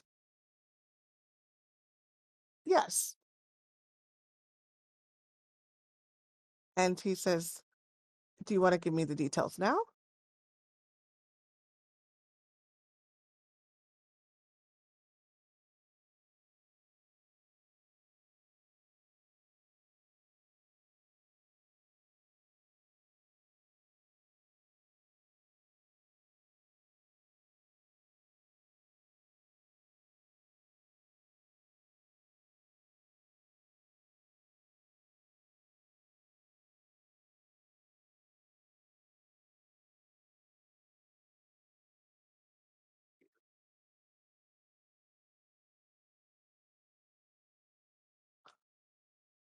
he kind of is looking at you. You can tell he's bursting to know what this is all about. Like he's really curious. And he says, "Well, thank you. Of course we can work with the Baroness. What?" And he kind of looks around, seeing a lot of people walking by, and he says, and he stops himself and he says, "But I understand if you need to talk to me about it later." He reaches into his pocket and hands you a card, and the card has it has his name on it, and it also has another it has the shop hours, and he says, "Come," he says, "come here around before the shop closes this week." And his name is Fox, and it just has the shop hours, and he says, "And we can talk about it when there aren't many customers in the shop, if you choose, if that's what you'd like to do."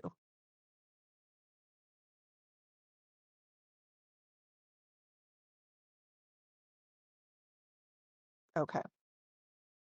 Okay. All right. One second. My phone alarm is going off and I have to kill it. It's gonna drive me crazy. I'll be right back.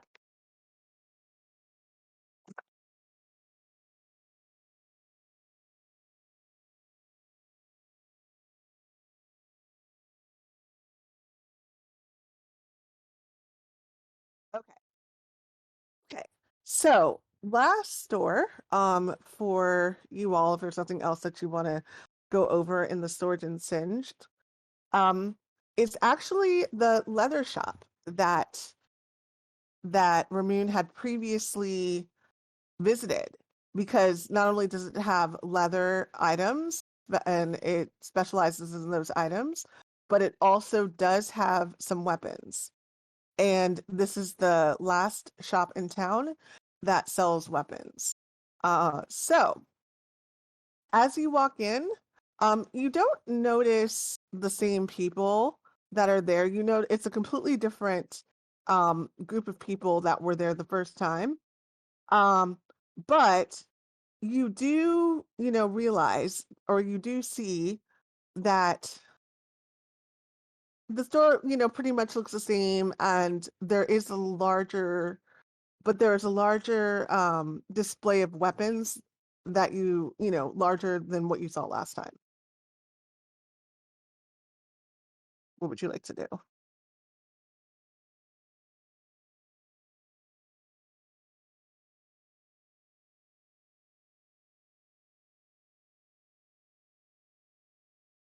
Okay. Okay, so the person that you walk to again, it seems like different staff, and you don't see an owner or anything like that, but it is like a younger woman, and she appears to be an elf, and she comes up and she says, um, "Hi, yes, you're asking about our weapon stock. We've diversified our supply lately. Although we do specialize in leather, we have diversified our supply to include more weapons, just to try to expand. In fact, the owners hope make to compete with the other weapon shops in town soon."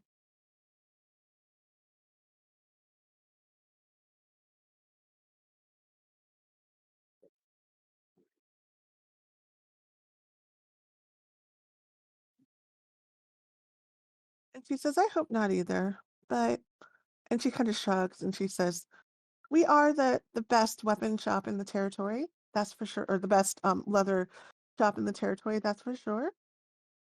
And she says, "But would you like to look at a weapon?"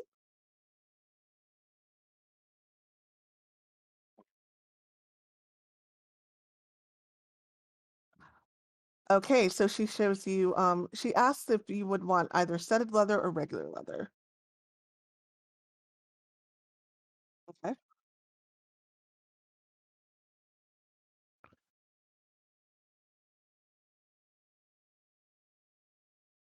And she says, "Oh." And she kind of looks at the leather and she says, "Yes, that is some of ours." And she says, "I hope you're enjoying you're getting good use out of it." Um, and she says this directly to Cypress. And she walks over to some of the studded leather and she just shows you a couple of really nice sets. The leather, she lets you feel the leather. It's like nice and supple and it would be easy to move in. And she kind of lets you feel the quality and it is indeed very high quality. And she offers that you can be fitted for it, and it will, it'll be ready for you, like the leather custom to your size will be ready probably in a few days.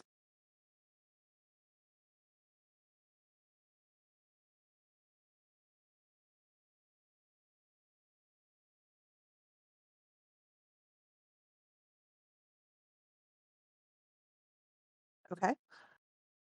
And for that set, she says it will be 15 gold. Oh wait, no, that's not right. Hold on. Wrong item. Forget I said that. I was like, that's some very cheap armor there. Rewind. Okay, she says for that it'll be Erica, you're cutting out pretty bad. Oh no, how long have I been cutting out, you guys? Just now. Okay, Oh, good. it's fine now. Oh, that was weird. Okay, I was like, I hope I haven't been doing that for a while. Okay. Um, so, oh, I just saw your message, Toren. Yes, you can go ahead and buy a diamond. We can, we can do that in our P chat or either way, or we can just say that you got it at the let's see, blacksmith shop. We can just say that you bought it or we can RP it. It's up to you. Um, If it's easier, I'll just say I bought it. I wasn't really gonna ask anything in the jeweler shop anyway. yeah, as we're going along, you just stopped at jeweler shop, bought a 50 gold diamond, go ahead and subtract that. Yeah, that party Alright. really helped y'all. And also the selling the snake venom. Okay, so yeah, so she says 60 gold.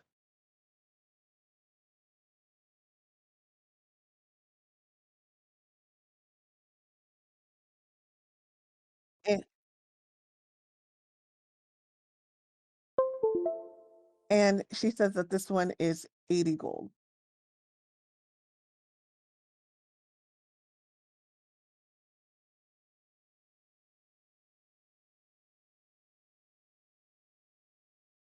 Okay. Right. Okay. So she quickly, so she asks if you want to go back and be, fitted for the armor.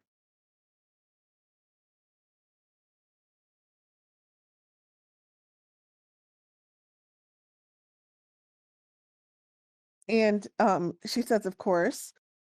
They take you over to the area to measure you, and another person comes out and asks how they can help you, and they are directly addressing Ramune, I'm sorry, Irene and Cypress.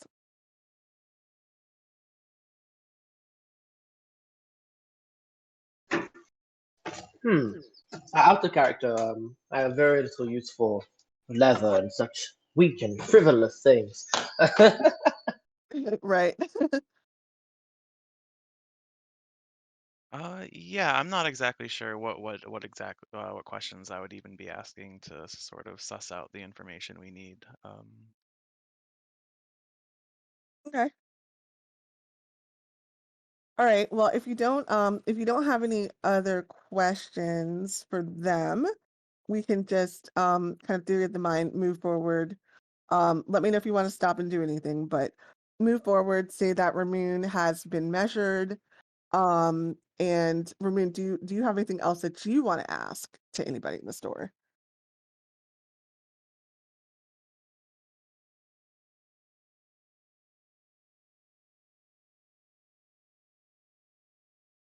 And the two people who are measuring you, one of them responds and they say, "Oh, yes, of course. Of course we do. Were you looking to get a bulk order soon?"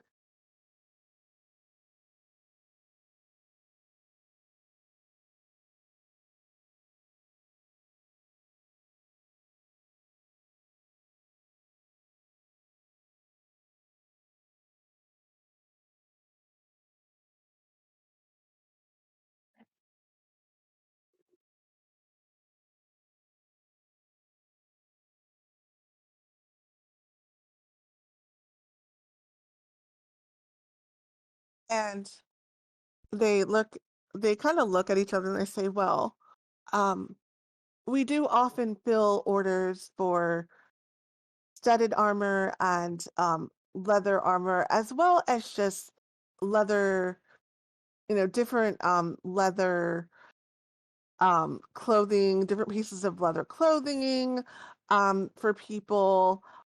We do some kilts now and then. And he seems to be mentioning all of the leather stuff that they have.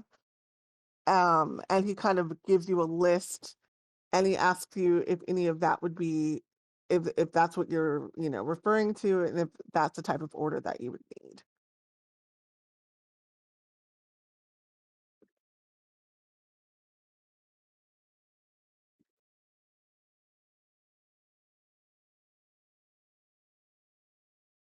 And they say, well, not we've just started with weapons, so I wouldn't actually recommend. And he says, I don't want to turn down business, but we're not the best to get bulk orders for armor or for weapons at the moment. Since we've just started, I wouldn't necessarily say that we're the best choice. And we really haven't filled those type of bulk orders until recently. Or at all. I'm sorry. We really haven't filled those type of bulk orders at all. We've mostly done bulk orders with leather armor. So there wouldn't really be a reference that I could point you to for that. However, we are happy to see if we could accommodate you in a few weeks if you want to come back.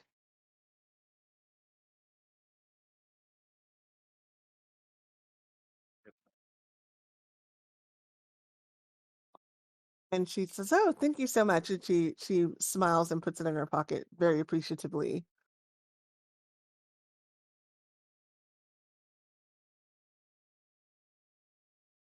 All right, so guess we're done with this store. So did the group just want to meet back up at somewhere at Estes house or to kind of discuss what you've learned? Yeah. Yeah, it seems appropriate to go and discuss if anything looks suspicious or if we should investigate, more. Okay. All right, so we will go back to Estes and meet up with her.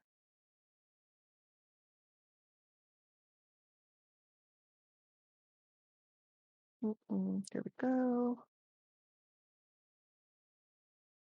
I always click on the wrong thing. Let's get us back to the right thing. There we go. Okay. All right, everybody's back at Estes house. You have visited quite a few shops. You've gotten quite a bit of information. She asks you how your day went and if there was any information that you got that you think might be useful.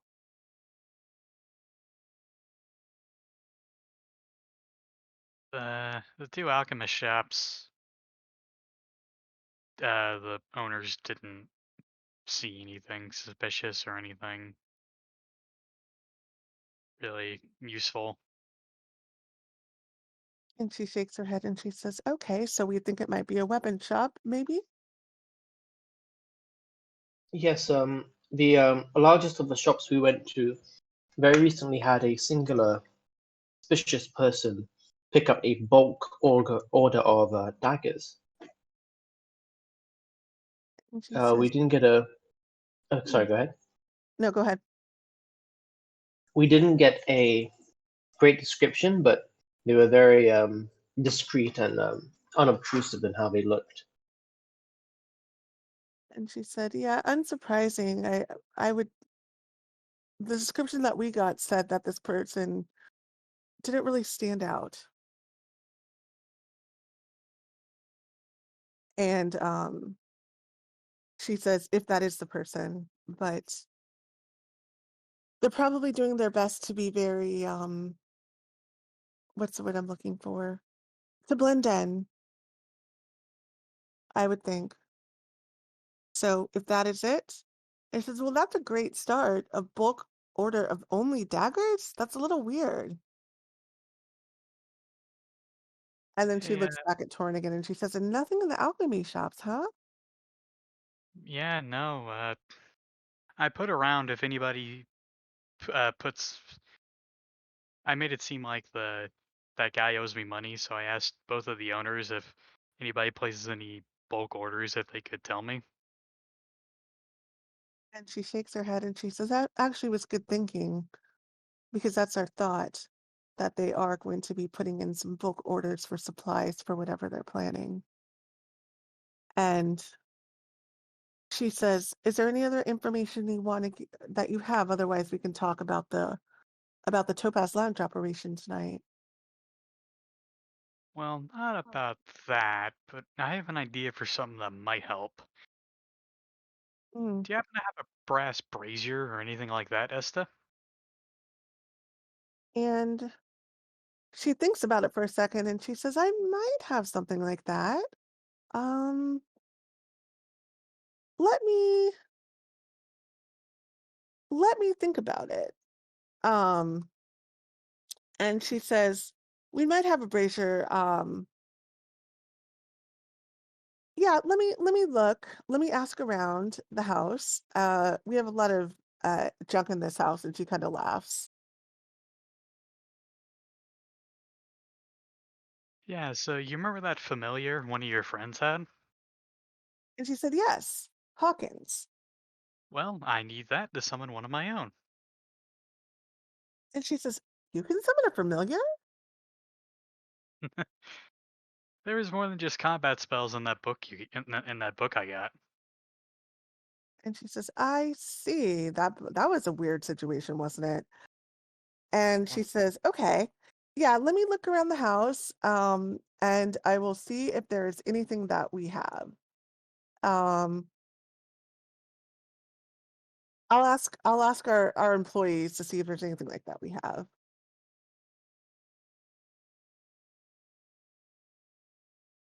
So that's her answer to that. All right, and so anything else you want to ask her, before you or well, anything else you want to tell her about the info you found?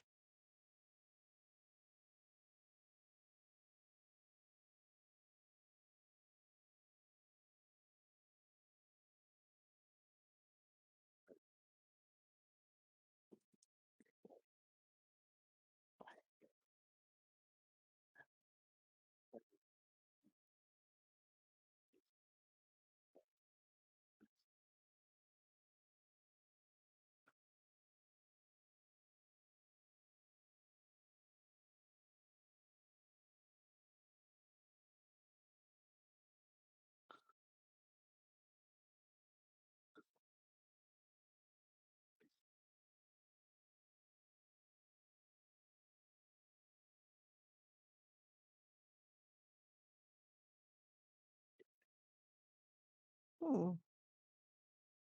She shakes her head and she says, promising. And only one of the alchemist shops really does bulk orders, the larger one. The Hmm. smaller family-run one doesn't, but who knows? And she says, yes. Did they all seem honest? It could be possible that someone was lying if they really are the ones. Although we don't suspect that they necessarily know what they're contributing to. They seem truthful when they said they haven't seen anyone suspicious around there. And so she shook her head and she said, okay.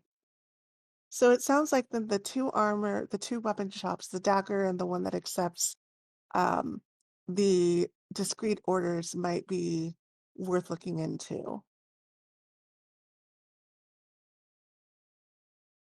And she says, okay.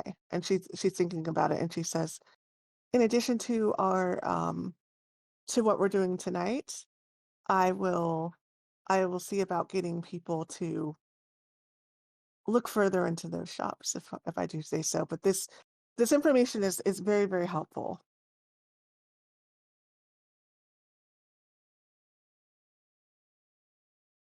So okay, so we're at the point then where I think that that's all that you all wanted to give her, right? All the information. Seems like everything we had, yeah. Yeah, I think so. Um, so we can move forward to later tonight when you're going to go, and she can give you like a briefing of what's going to happen at the Topaz Lounge if we want to go ahead and do that. Yeah, I'm content. Yeah. What roughly what time is it?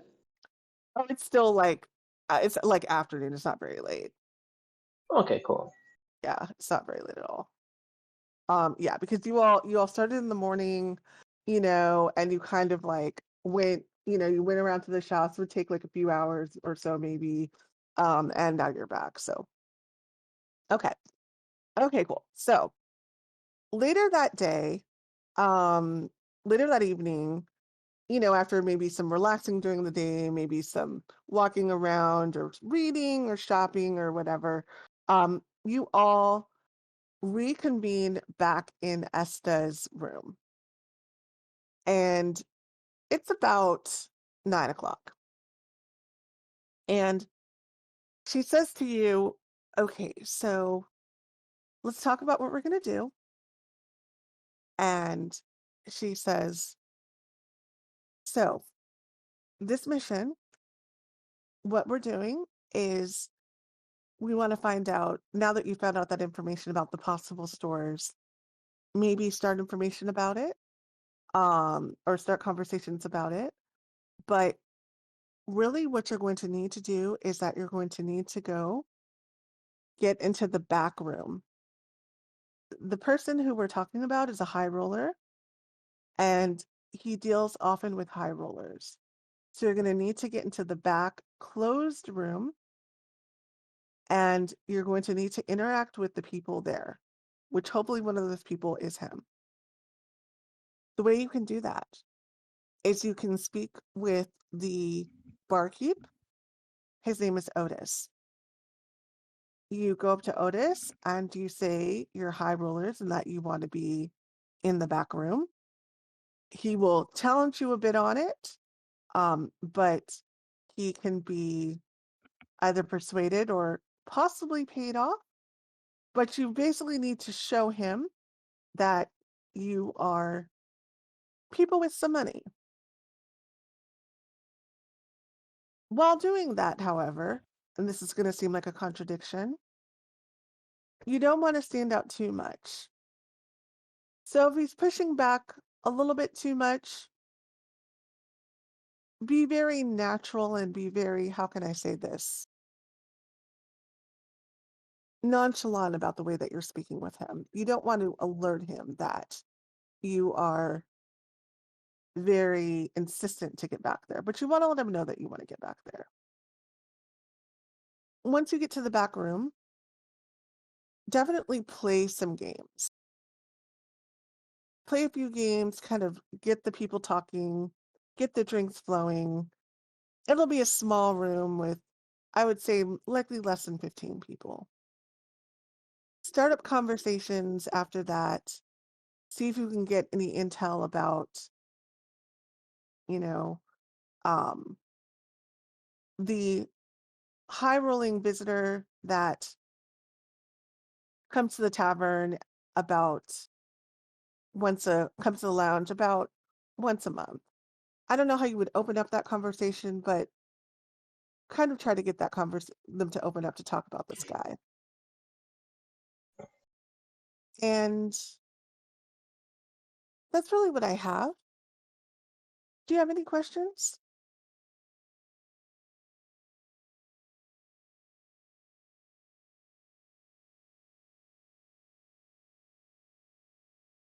And she says, "What? Who?"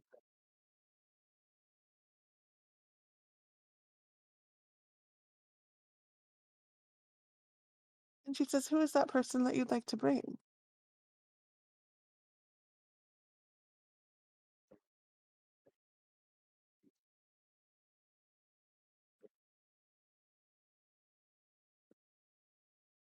Hmm.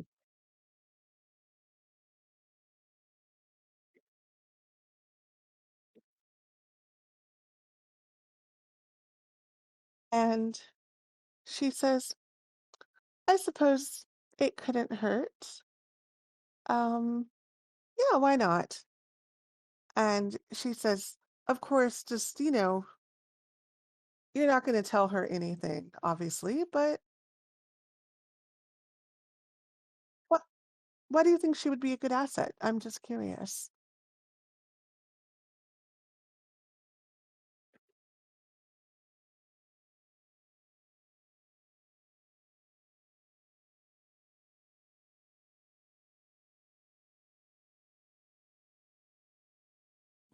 And she says, I mean, you all are really, really good at these types of missions, and so, I would trust your judgment. Sure, bring her.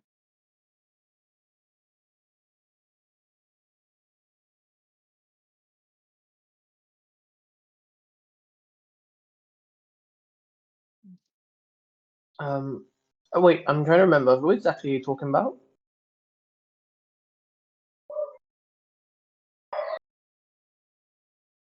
Ah,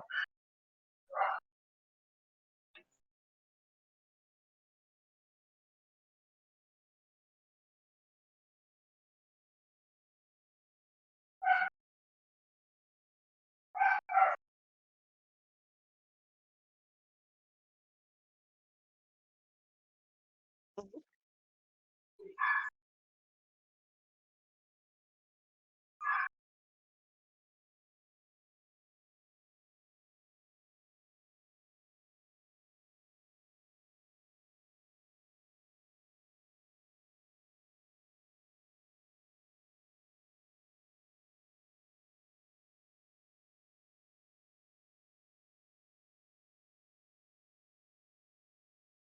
hmm.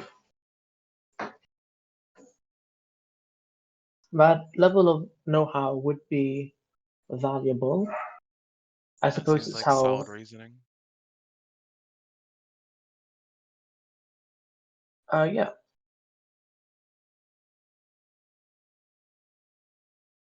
Okay, so all right, so it sounds like you're gonna go and go back to the tavern, and you are going to the string and bow is what it was, and you're going to see if you can find Marina, and you are going to ask Marina to join you. Okay. Before we go, can I ask Esther something? Yeah, sure. You can ask us to as much as you want before you go. Don't let me rush you out. Hey Esther, did you happen to find, did any of your servants happen to find like a brazier or anything like that around the house? Well, they're still looking for it. Ow. Yeah, they're still looking. Oh, there goes that plan. Oh well. So yeah, probably by the time you guys get back, they'll probably have thoroughly searched for it. But she just asked them. Okay. Anything else you wanted to talk to Esta about?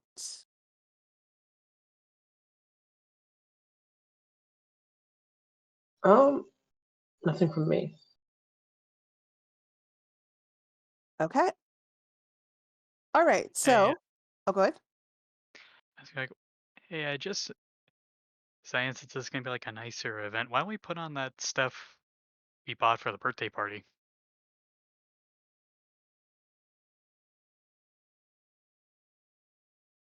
Just to look nicer.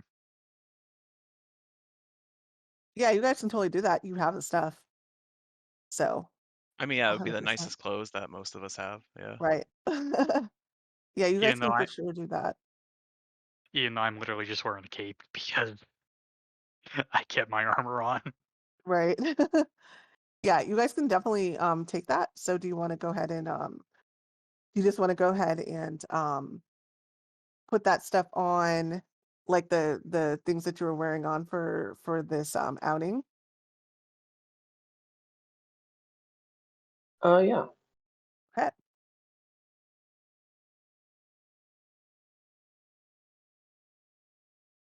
So if you want to ask that question to Esta, you can. and because that would be the way to find out because you're not sure. Um, and Esther suggests that you wear your normal mask, not but the rest of it's fine. But she does think that the mask will stand out. Yeah, it's a little bit much. Will be a little bit much, but the rest of it is fine.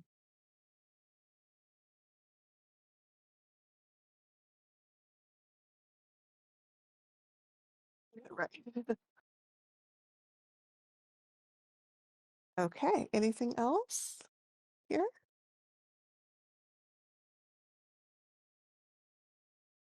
Okay, so you all then so stop me if anybody wants to say anything else, but it sounds to me like we have everything.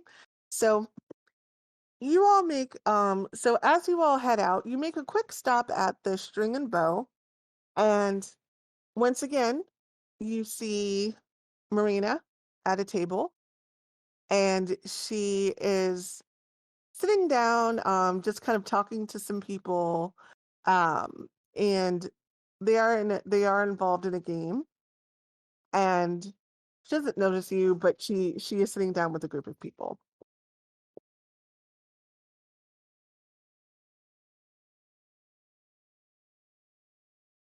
Yeah, there's room at the table. Yeah, there's like a seat or 2.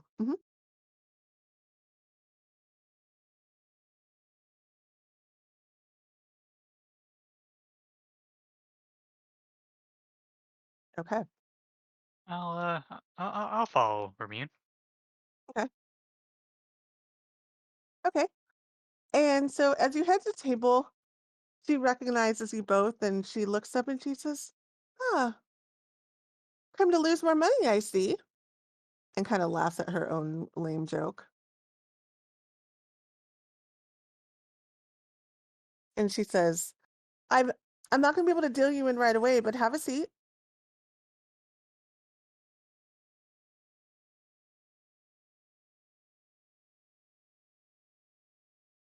Okay. Okay. You wait like a couple minutes. I mean, the game it seems almost over, and she looks up at you and she says, "Okay, would you like to be do you want me to deal you in?"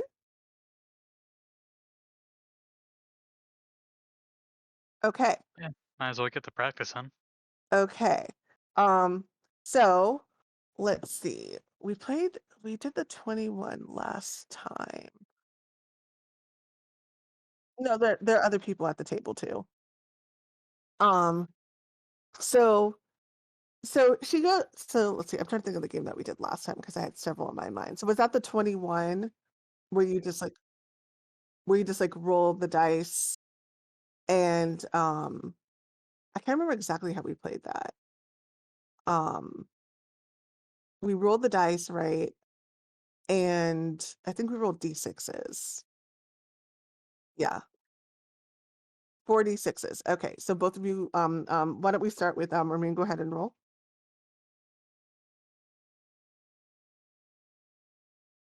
Oh, before you roll, you gotta do the bets. So they're doing bets. So at the moment they're doing bets of 10 gold. So you both have to put that in. There are a total of 6 people at the table, so the total is 60 gold, including yourselves. Okay. All All right. right. All right, go ahead and roll. Okay. Oh, you're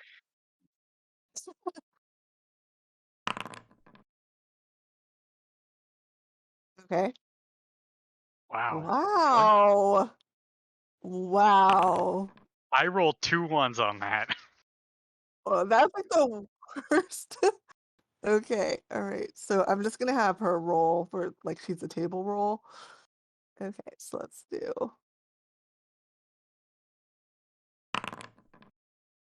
Okay, you know what? I should have done this. Why did I, you know what? I'm gonna do this public. I rolled a 17, but I don't want this to be a hidden roll, so I'm gonna do it again. Okay. All Remind right. me, this is like blackjack with dice, right? Yeah, exactly. Exactly. Okay, yeah. 21, yeah. Okay. Yeah. Okay. Um, okay, so do you want to roll again? Do we roll another 4d6 if we do, or Yeah, let's do another 46. Let's make it easy. I feel like I missed something very important. What is that in the Alright. background? Everyone may want to mute themselves if you're not talking. I All right. I feel like I missed. Okay, go ahead. All right, much better. Oh no, you're over actually. All right, go ahead, Toren. Okay, you're much better. All right, let's do this one. They will also roll again. Okay, 1, 2, 3, 4. Okay, so it looks like that Toren has 1, so you get 60 gold. Yay! All right. Okay. I'll slip Ramune back his 10 gold real quick. Okay. Okay. And she says, "All right." And she says, "Good job this time." And she kind of looks at Ramune, kind of with a knowing, like, you didn't cheat this time type of look. And she says, "Another hand or a drink?"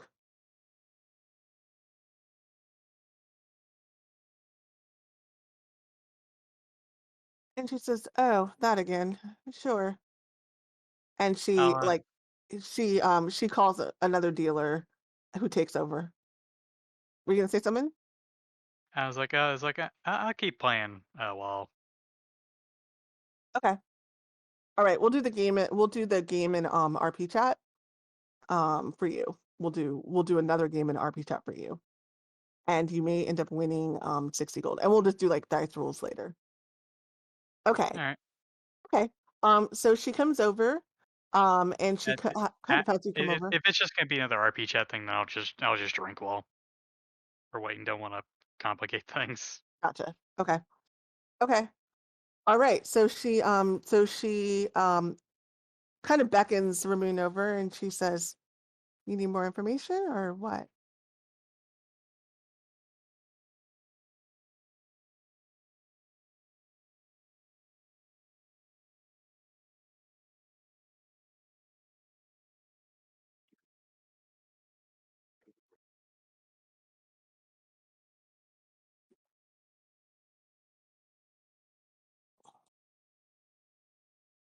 She says, "Oh, sounds interesting.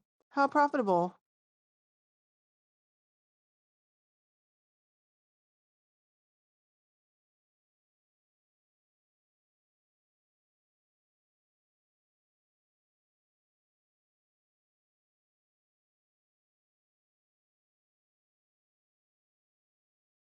And she says, "A bit of both." And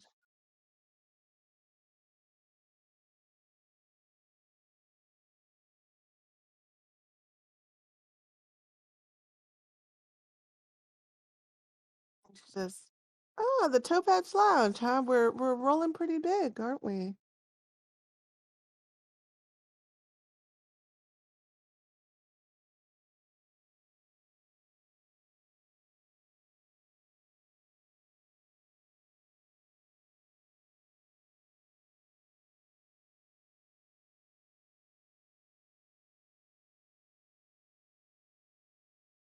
And she says, "Play with some high rollers, huh? Well, you were playing with a high roller, but okay."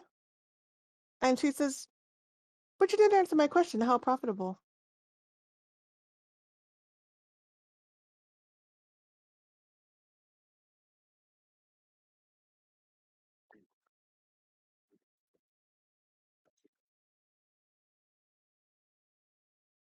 Her interest is piqued, and she says, "I see. Pretty confident there in your skills, huh?" And she says, "Go ahead and roll persuasion with advantage."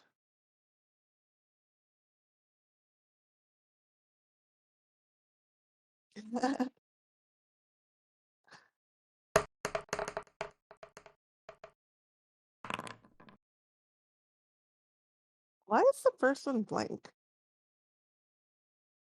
I think you rolled with disadvantage actually. Oh, But the first one, I don't see a number. Do you all see a number for the first? Oh, it's a okay. If I mouse over it, it's that's weird. Like I see it's like blank for me. Okay, that's interesting. Okay, so she'll roll, and I think it's a grayed out because it's the lower number, because it was rolled with advantage. oh, that must be a new thing. No, that's always been what it does. Really, because But I it usually usually showed the number. yeah, interesting. Okay, huh, interesting. Okay, um, so she looks at you and she's like, "Why not? Beats a boring night here." And she says, "All right, I'm in. Are you gonna head there right now?"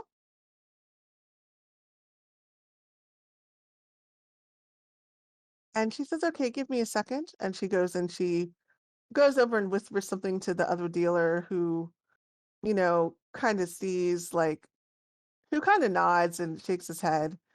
And she says, "Okay, he'll cover for me tonight. I'm good." This is what she looks like, by the way. And so, yeah, so she follows you out, quickly introduces herself to the rest of the group, and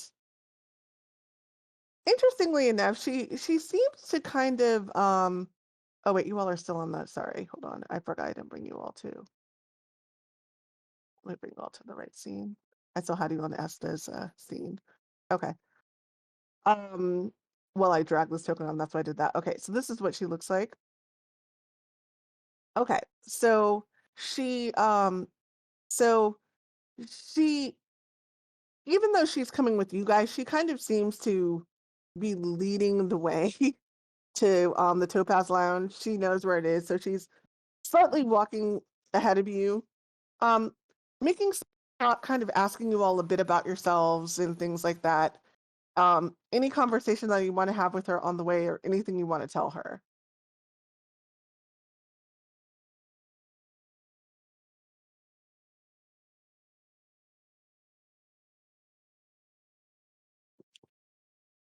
And she says, "Well," and she kind of laughs and says, "I'm not officially a dealer. Um,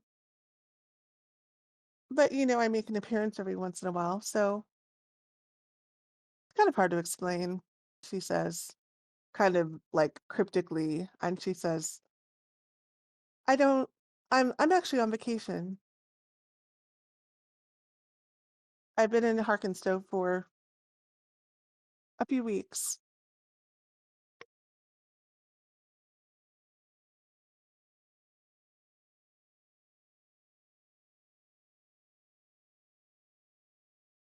And she says, "Elowen," without any hesitation, and without any, you're maybe you're probably not intruding because she says it like immediately. And she says, "Ever been there?" Elowen, which is the main capital city, which is like the big, big, big city. Yeah.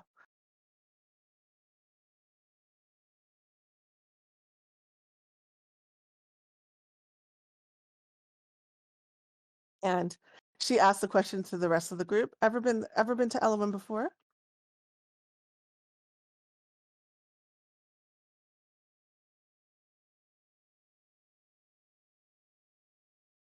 Oh no, it's on the list, but my hometown is here actually.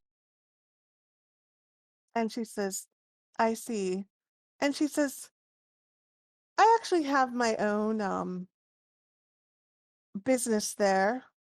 And she kind of says that in a in a certain tone that you can't quite pick out. And she says, "I don't know though if it would be the type of place that you would necessarily necessarily frequent, but it's nice."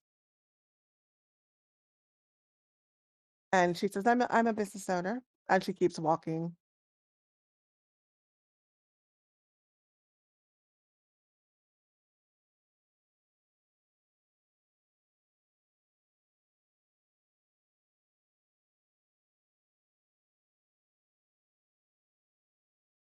And she kind of laughs and she says, "Oh, we provide pleasures to those who want those pleasures. It's called the La Belle Fleur, actually." And go ahead.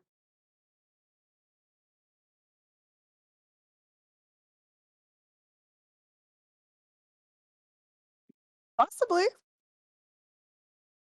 Maybe so. You could ask. Um, but she says, it's called the Belle Fleur, and she says we're very upscale, and we provide people with what they're looking for. You could say.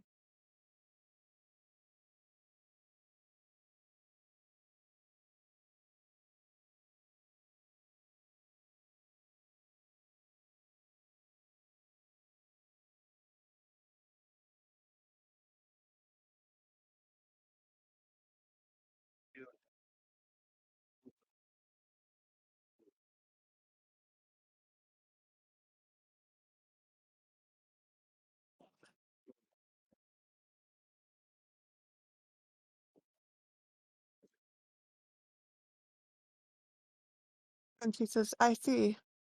Well, you should drop by if you ever come, if that's the type of place that you like." And she kind of laughs to herself and she says, "But I know you would all like it. People were, renowned across Eloin and, in fact, across the entire continent of Esau." And she continues walking.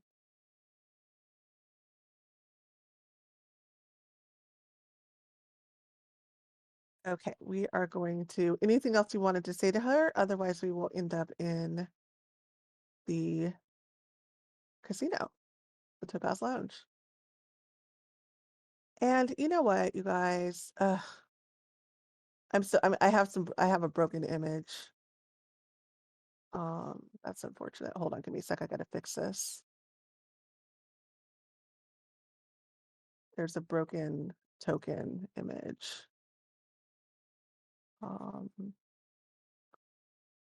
Only one, fortunately, but it's an important one.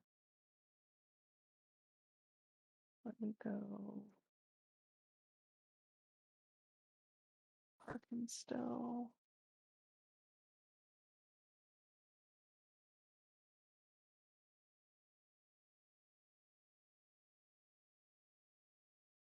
Yeah, this one piece is missing. Interesting. Okay, let me grab an extra from this here.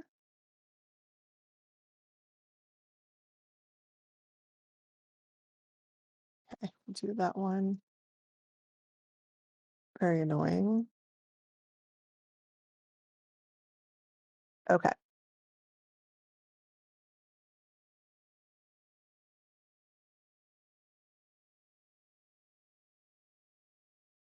All right, so let's everybody move to the tavern.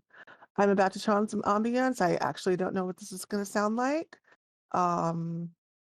So, because I haven't tested this yet, so we'll see.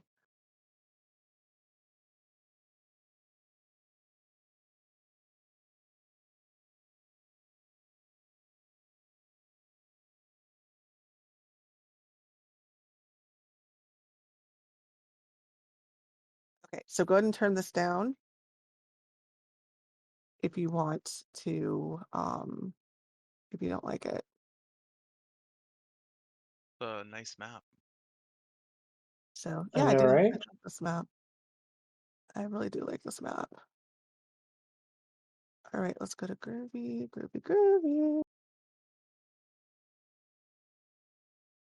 And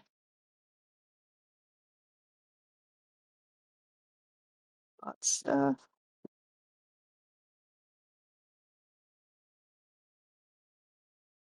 All right. Okay, so you all head into the casino, and despite what you see on the map, there are people here. I didn't add tokens, but there are. You notice there is a bartender that is kind of just sitting behind the counter, and he is kind of, fixing drinks and kind of like watching, like wiping down the counter. Let me throw a couple of more people in here. Here we go. Here's a guy. Okay, so there's a guy sitting there. Okay. All right, what would you like to do? Marina immediately heads over to the bar and sits. Doesn't say anything but sits down. I'll head to the card table. Okay.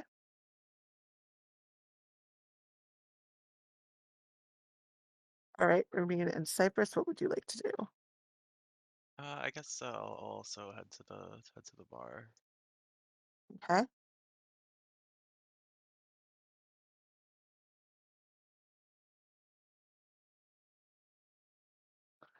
Oh, I do need to put Andil on the map. I made this one a while ago. Let me do that.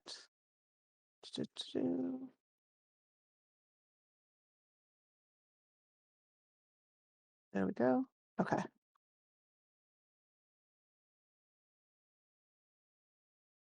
Okay. All right. Bartender comes up to you, and he comes up and he immediately approaches actually Marina first, and he says, "Yes. What can I do for you? Nice to see you in here, Marina." And she kind of shrugs and she says, always up for a good time. And he laughs and he says, "What can I get you?"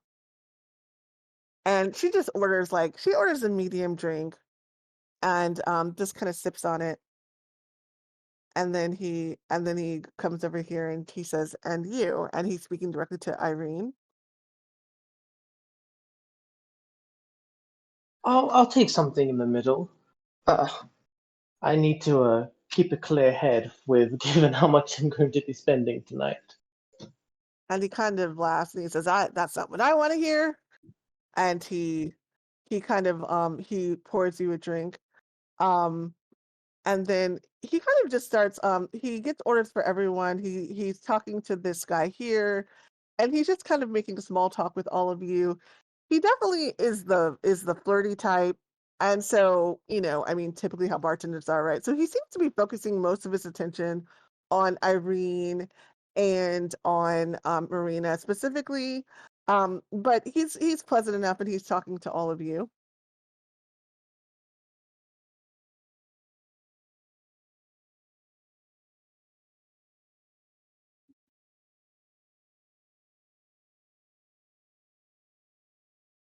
And he says, "Yes, all the people are invisible, but yes, busy night." And I really do need to make a checklist. I was supposed to put a bunch of tokens on this, and I failed to do so. So use your imagination there. Um, but Imagination in my Dungeons and Dragons? I was supposed to, like, that was one Yeah. of the last things I was going to do is drop all these tokens on this map. Didn't do Yeah, it. it's like, how dare you ask us to use theater of the mind? Right.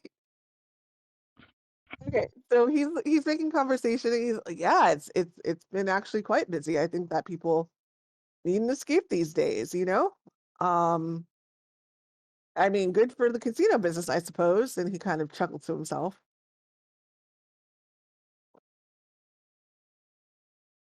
And he says, "What game are you all looking to play tonight?" What's your favorite game to play? I'll ask him.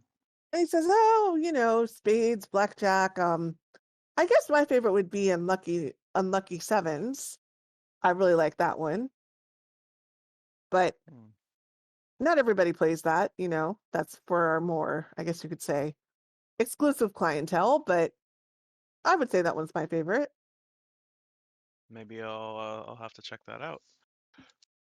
And he says, "Well, sorry, it's a closed game, but I don't know. Maybe one day we'll do a tournament out in the main hall."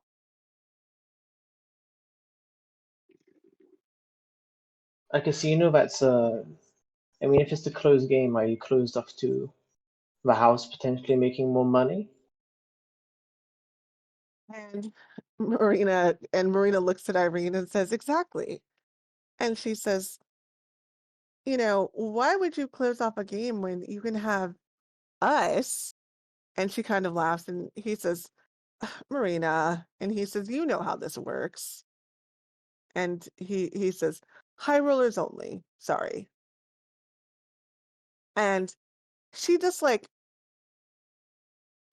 she kind of like takes his hand and like puts her hand on top of his hand, and a very substantially sized ring with a big red jewel is on her hand, and she makes sure that she like pushes her hand so he can see that, and he says, darling, we are high rollers, you know that. And she kind of winks at him. His face turns a shade of red and he says, well, I suppose it couldn't hurt. And you can see her like kind of like massaging his hand just a little bit as she says this, and she's like maintaining like direct eye contact. And so she's like kind of working him over with her eyes and with her hand. He pulls his hand away like kind of quickly and he says, um, hold on. He disappears for a second and disappears. I said disappears. There we go. Um and Marina kind of looks at you and she says, I think we're in.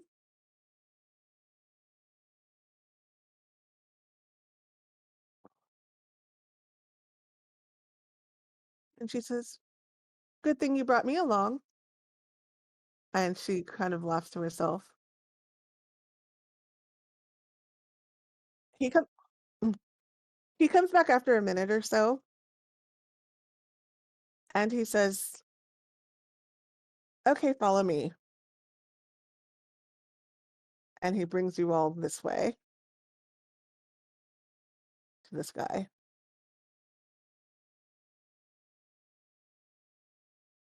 And the guy standing there, he looks kind of tough. He looks tough. Um, he he's kind of folding his arms and he's looking up at you. He has a couple of scars on his face, and you know, as the bartender like says something to him kind of quietly, he kind of looks over and he smiles, kind of displaying like some, not the best condition of teeth. And he looks up at you and he says, "Hmm." And he just kind of grunts and he says, okay. And he's like, follow me. And let me just fix this the way I want it. There we go. Okay. And you see him head up the stairs. Go ahead. Go up the stairs.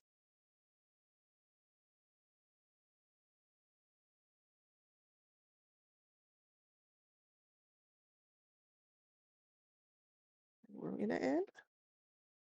So great job at recruiting her. It would not have been that easy if you hadn't thought of that. So it would have been a lot harder. Yeah, that was creative thinking, and I didn't even think about it. But considering, other factors, it actually makes sense. So Yeah, good job, Ramune. yeah.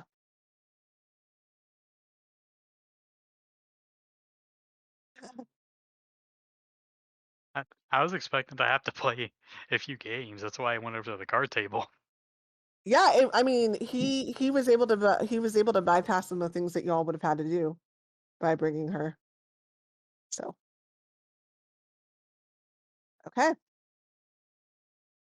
All right. So, you're introduced briefly by the person who has brought you in, and the dealer nods at Marine with like he knows who she is, and he kind of gives her a nod and says welcome, and he says, And he says, all right, we're playing unlucky number sevens. Who knows how to play the game? And he says, other than you, of course. And he looks at Marine, says, other than you, of course, my dear. And he looks at the rest of you and he says, I can take one player at the table. Marine steps back and says, all right, any of you go first. Any of you can go first. I've played this game 100 times. So who would like to play? I would like to play, unless someone else wants to. I think you can go right ahead. Yes, I'll watch for this round, try and understand. So here's Yeah. the funny part. I had not at all planned to do any type of mini casino games outside of this. So this may seem like, oh, there's way too many games. But it just worked out this way. So here we go. Here's the table. And we are going to add Toren. Okay. So let's talk a little bit about who you see and the people who are at the table first. And give me a second to get that information up.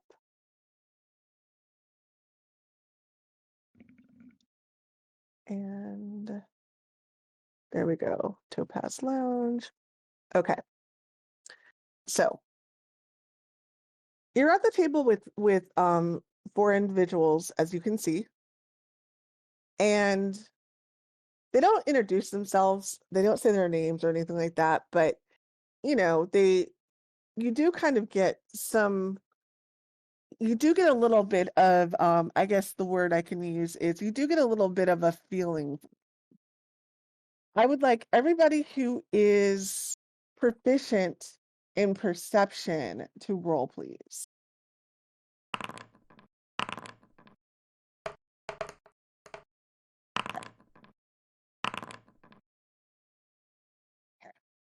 Perfect. Okay. So, Toren, you're sitting at the table and you're more focused on the dealer and like listening to the instructions, which I'll give you in a second.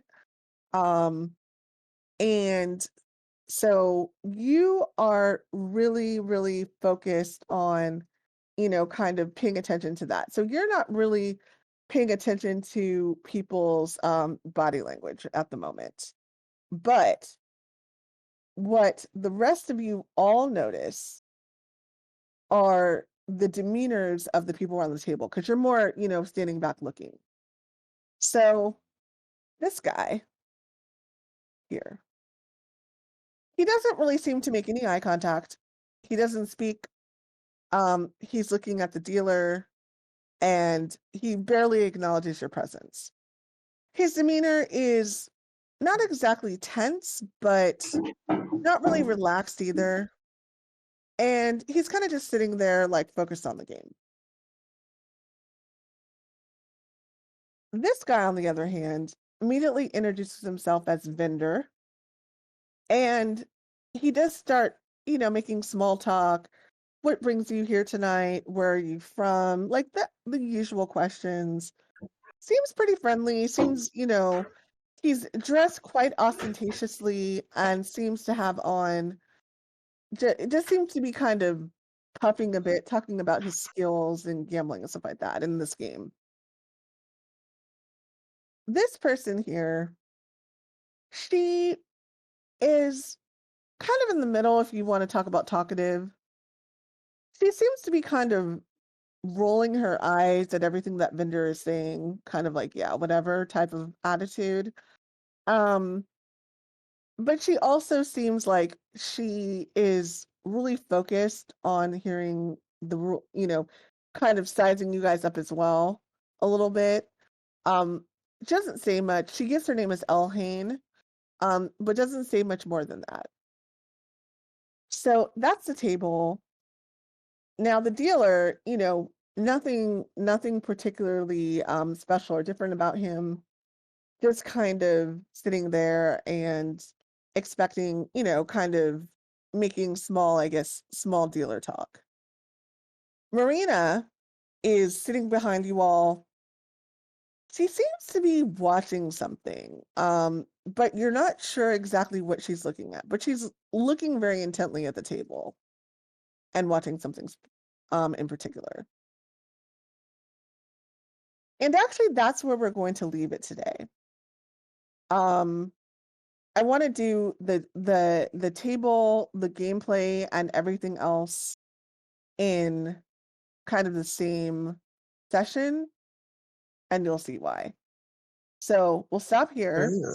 Yeah. So we're gonna have our actual night at the casino next week, and then whatever else happens at that. But excellent idea, Ramune. That was not planned, and I do award. That character was mentioned kind of briefly. She was a little bit, unusual, but she was mentioned briefly, and so I didn't really expect you to focus on her, and having the thought that bringing her might help. And so as a reward, I kind of let you bypass, as you can tell, she owns a business. She's kind of a more prominent citizen. So she does know the people there. She knows, she's been in town for a few weeks. So yeah, she got you right in. So I was like, you know what, I'm going to give that to them. Also, for your thoughts with that, I'll give you inspiration. So for next week. So, okay, so we will stop there, and we will pick up next week. Hopefully there are no more technical problems. So I hope y'all aren't like super bored with the fact that we haven't had combat. So I realized, I'm going to tell you all, I realized so my last game has not had combat in like 3 sessions. And they finally had combat last session. And I was like, wow, we haven't had combat. Like I couldn't quite remember everything about the combat because I haven't been using Foundry for very long, and I literally haven't had combat with either group in like a month almost, like 3 sessions.